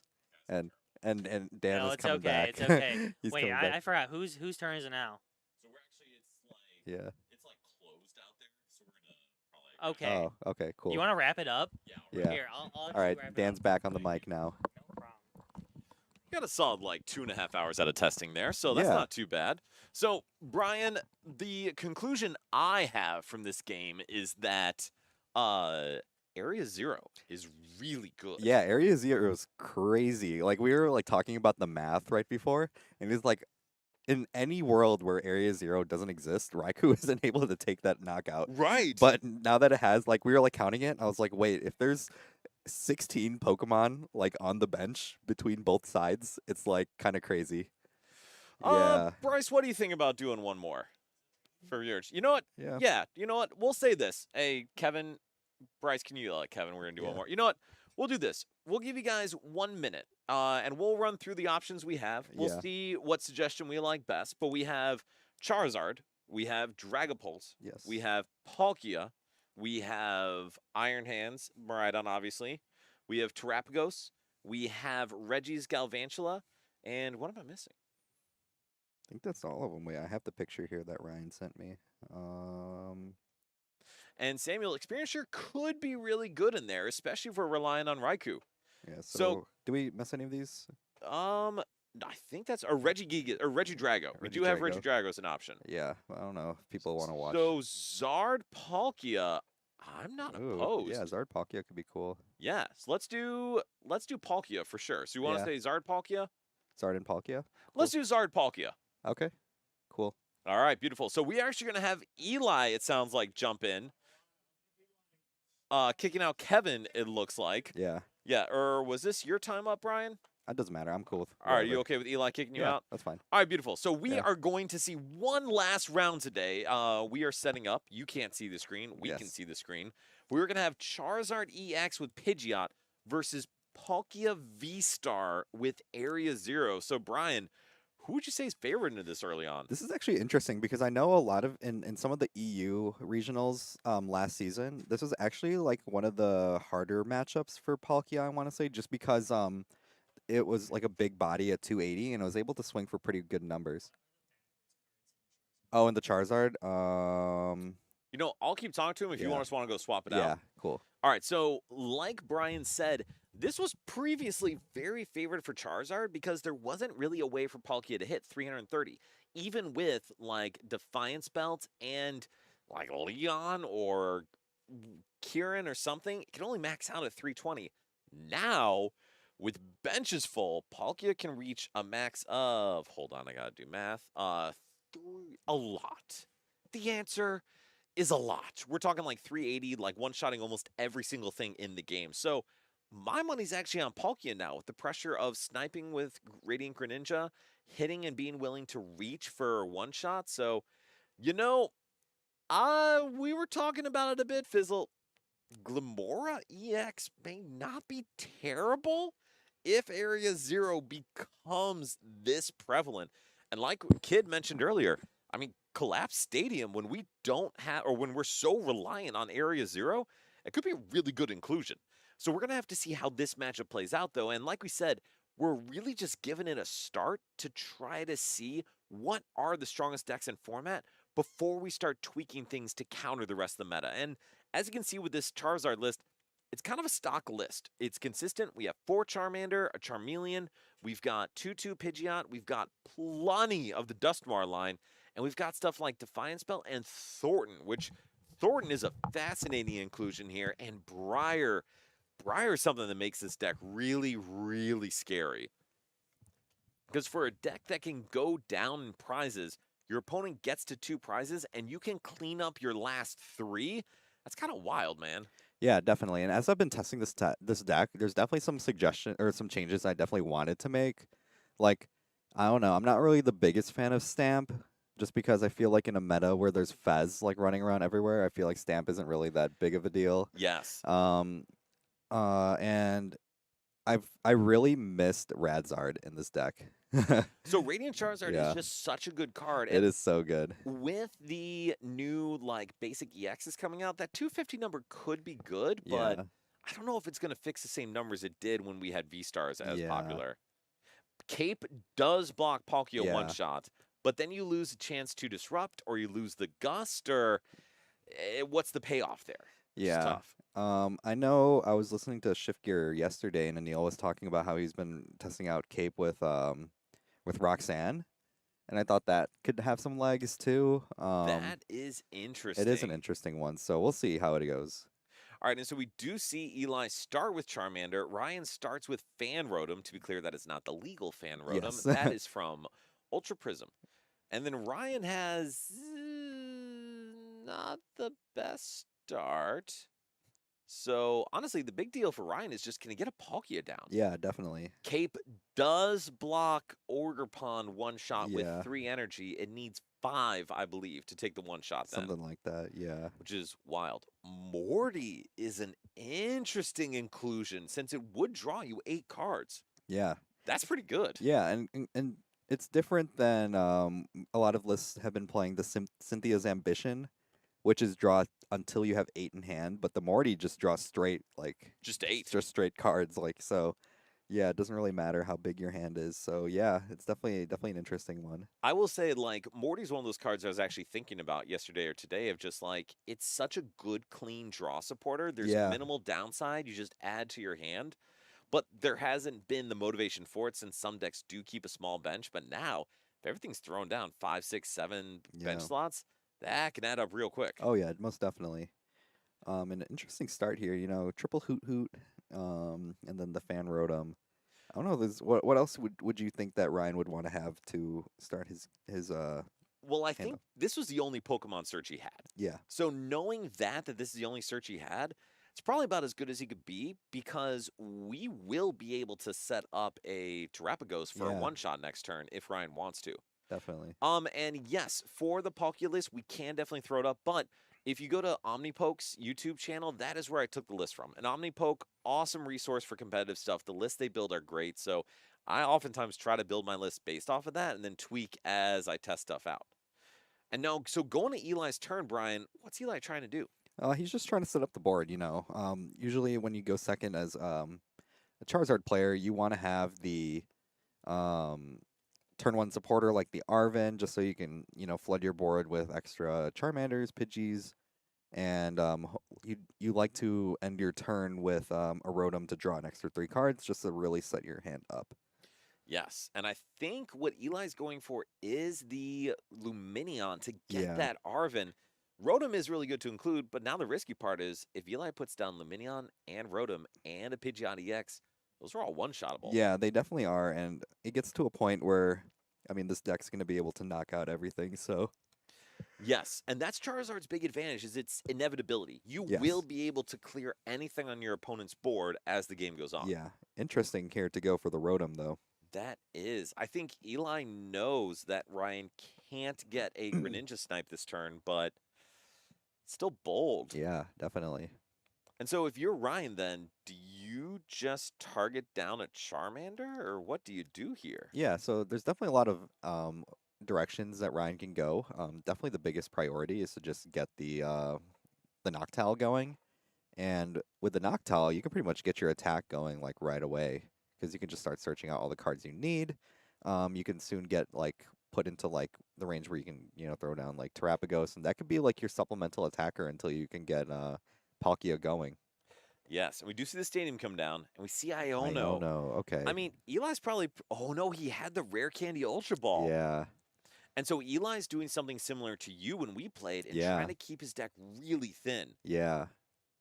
And so for Ryan now, we obviously want to see the Terapagos, but what else are we looking for here? Definitely. Yeah, we got the Palkia. Greninja would be really nice to get those energies into the discard pile. Definitely. That'll be really nice. So you can really set up the Subspace Swell play. And one thing about this list that I was very worried about, it doesn't play Manaphy, so It does not. It does not. So definitely another thing I would have definitely included here is you definitely need Manaphy. Well, Eli's got a turn to try to find that Charizard EX, Yes, but he definitely does. it's a little sketchy. And so this is the downside. If Eli had gotten a Pidgey or something else down, there may have been more of a likelihood of being able to take either knockout or set up a stronger board. Yeah, definitely. All right, so we do have the Palkia V-Star. We have the Fan Rotom. Did we just take a knockout? Does the Fan Rotom have an attack like that that can take the knockout? Did we just take a knockout with Fan Rotom? Let me take a look here. I am fascinated by this Man. being an option. I didn't even read the attack. Yeah. Oh, we got a card here. know- Oh, Assault Landing 70 if there's no Stadium in play. The stack does not. That card is very good in this format. Yeah. Thank you, Bryce, for having one Fan on hand. Rotom. Did they make it like a pretty version of it? Like a art rare or They anything like probably that? will. I hope so because I like to play the pretty cards. You got to bling out the deck. Yeah. Well, so Ryan taking a knockout with Fan Rotom Oh. and Eli top Eli. decks unfair stamp. Eli is looking a little happy with that one. That's looking better than the cape right now, at Yeah, least. definitely. We do see the unfair stamp come down. Yes. Now for Ryan though, all he needs is a Noctowl. Yeah, and all of this changes the moment he gets Noctowl. So if he only has 2 cards, if the next one is like an Ultra Ball or something like that, or if he just straight draws the Noctowl, then he's in a fine place. Like it was kind of crazy seeing some of the lines you can do with Noctowl. Like you can just straight up search Irido through it. It's And wild. I think that's like one of the craziest things ever. And you saw me do that. I Yeah. searched item card, stadium card, then Yeah. supporter item card, and then used the supporter, which Yeah. is just It's crazy It's because wild. like you can search out that, and it's like you can search out Irida, and then you can also search out the card that you also wanted from Irida. yes. Yeah. All right, so we see Prime Catcher, Boss, Fish, Charmeleon. Well, we can get a Charizard EX, Yeah. but it's going to require benching Fish. Yes. And That that definitely doesn't feel the greatest. does not feel great. Yeah, but I guess one of the best, like the nice parts about it, right, is I think that's Defiance Band in hand. So if he's able to get the Charizard into play, he can counter catcher up the Palkia, True. and that could also be a knockout, or even the Terapagos. So there's definitely some ways around this. Yes, definitely. And so Ryan then, though, kind of has his game plan mapped out Yes. of taking I don't know out. if the stone is in there. Is That this would be stone- problematic because if he is it's- reliant yeah. on the stone. I'm not I don't seeing it see yet. a stone in there. Oh, there is no stone in that deck right Oh, now. and Eli is processing that right now. Still s- not terrible, No, that's pretty terrible. Yeah. So the problem is now this opens up Ryan, number one, for Radiant Greninja plays. And number Yes. two, Ryan can also not do that and say, Eli, look at the size of your board. I'm going to be able to one-shot everything real easily. Yeah, definitely. All right, so we are going to see the draw for Eli. Ryan gets his top deck. Yeah. Is there an out to Noctowl? Yeah, and we're having a little conversation here about how much the stone is, like how important the stone really is. I still feel like 1 stone is optimal. Just because I feel like with Charizard in particular, a lot of the consistency has been going away with the deck building because you're trying to fit all these techs in. Yes. So that's like the tough part.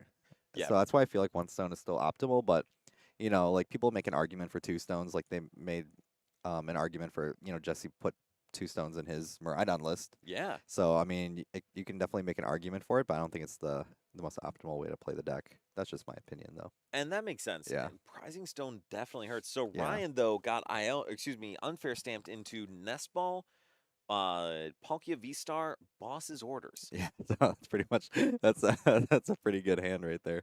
It's not quite what Yeah. he was looking for, but we are gonna get the Oh, the knockout with knockout. Fan The Rotom. Fan Rotom is to take another prize. And Ryan is loving it. Eli Yeah. is not loving it. And as we all know, Fan Rotom is the primary attacker in the Palkia Yes, deck. it absolutely is. So we see Eli go up with Yeah. Charmander and just thinking, what the heck, guys? Yeah.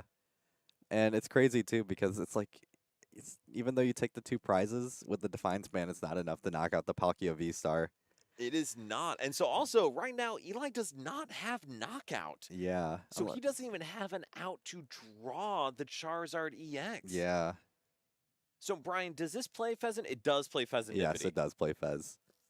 Okay, so Fez is going to be the out for Eli to try to put that combination together, but there are now 3 2-prize low HP basics on the board Yeah. for Ryan.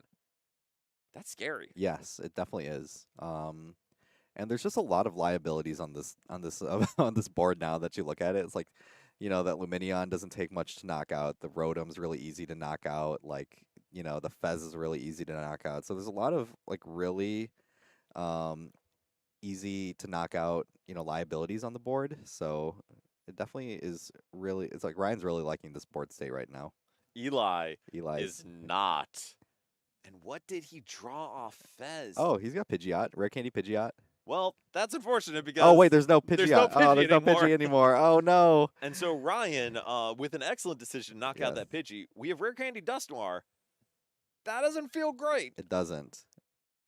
It would put Ryan back on odd prizes, but that Which is feels really. It doesn't feel great. no. But he can finally get rid of the Hall of Fame fan Rotom. That I don't know if Fan Rotom's Yeah. his target with that. Yeah, to be it honest. definitely isn't. So do you use Dusknoir here? uh, it's tough to say. I feel like the We fan did Rotom. take out the Fan the Rotom. fan Rotom. All right. Insane value play. And I think Ryan does have Yeah. to pick before he takes his prize. I actually would probably go up with Greninja. Oh, but Yeah. this is fine too, because we can Palkia to Greninja. Yeah. And then Oh, we instant charge. Oof. Wow. So Ryan has the prize taken. Yeah. Will get to draw for turn. Let's see what he can pull off here. And yes, Ryan would be able to draw with Fezandipity if he does find it. He Yeah. has an Ultra Ball. He has a Palkia V-Star. So we could either get Fezandipity or a Noctowl here. Brian, in your position, what would you go with? To off this Ultra Ball, Yes. Noctowl. I think Noctowl is Yeah. going to be the move. Noctowl for sure. So we will be able to see that Noctowl get 2 trainer cards, Yes. which can be a supporter card, a Item. prime catcher, a stadium, though we don't really need that. Yeah. A tool card. So there's a lot of things that this really opens up.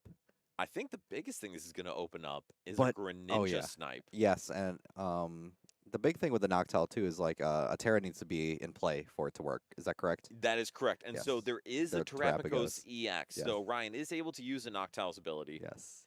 Yeah, I think we're going to see a Radiant Greninja Snipe of those 2 Charmanders. And regardless of prize mapping, just kind of lock up that game. Yeah. And Eli Eli is cooking. He is getting cooked. He is Yes. not doing the cooking. All right, so we see Irida. Irida probably going to get us, I was thinking a Earthen Vessel. Yeah. Oh, but probably Nest Ball for Fezandipity. And no water Pokemon? Any reason Oh. why, do you think, Brian? Maybe there isn't any left. So it runs a 3-3 Palkia Oh. line, so I imagine there is one left. yeah, in I would there. hope so. And there's no Mew or anything to draw into an empty hand, so Yeah. kind of curious that. It could very much be the retired. Yeah, it could be. Oh, Ryan has not played the Irida yet. He got Nest Ball and Oh, the Irida Nest Ball was with first. the Okay. Noctowl. Okay. That makes sense. Maybe we're the tired ones. I am. I Yes. am. All right, so we're going to see the draw with Greninja here. And what's Ryan trying to hit? Ryan is trying to hit. I mean, he's got the switching card in hand. He hasn't V-starred yet, right? He is not. And I think he's Yeah. really just trying to find another out to water energy. Yeah. And so this is where we probably want to see the Prime Catcher, since it would be good to be able to Yeah. I attach. think he also. Drew into switch.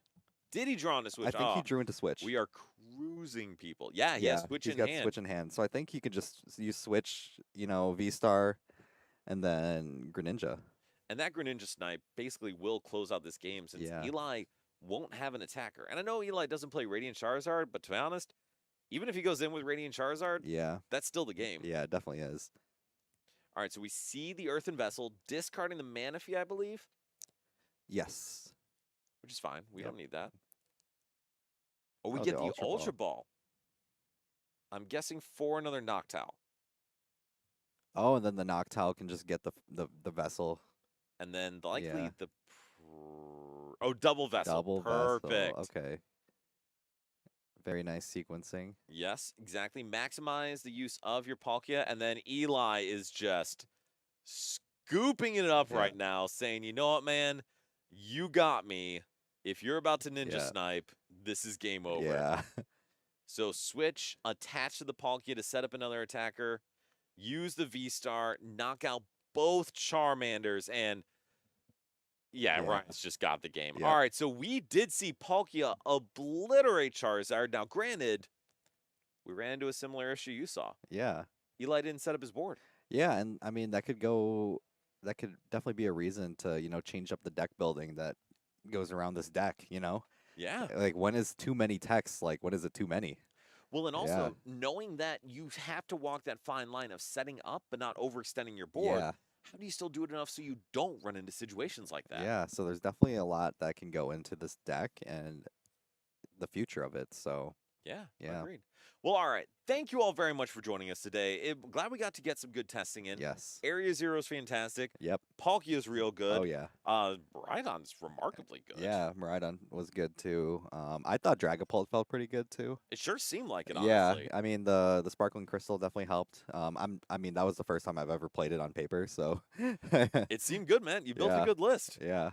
All right, well, we're going to call it here for today. Just as a reminder, we are here at Nerd Rage Gaming. We love Pokemon. Yep. We are so happy to have you all joining today. Please, we're trying to grow the stream if we can. So if you can share, get people to come by, we'll keep testing and prepping for regionals coming up, especially next week, prepping for Baltimore Regional Yes. because I'm not going to play much in the spring, so I kind of got to win to get my invite. Yeah, definitely. And there's definitely going to be a lot of people here next Thursday, for sure, because they're trying to get their last minute prep before the Yes. regional starts. So if you can't make it out here, we Yeah. would love to see you on the stream. We'll be streaming on YouTube and Twitch going forward. So thank you all again for joining. Really appreciate it. And we'll see you here next week on Nerd Rage Gaming.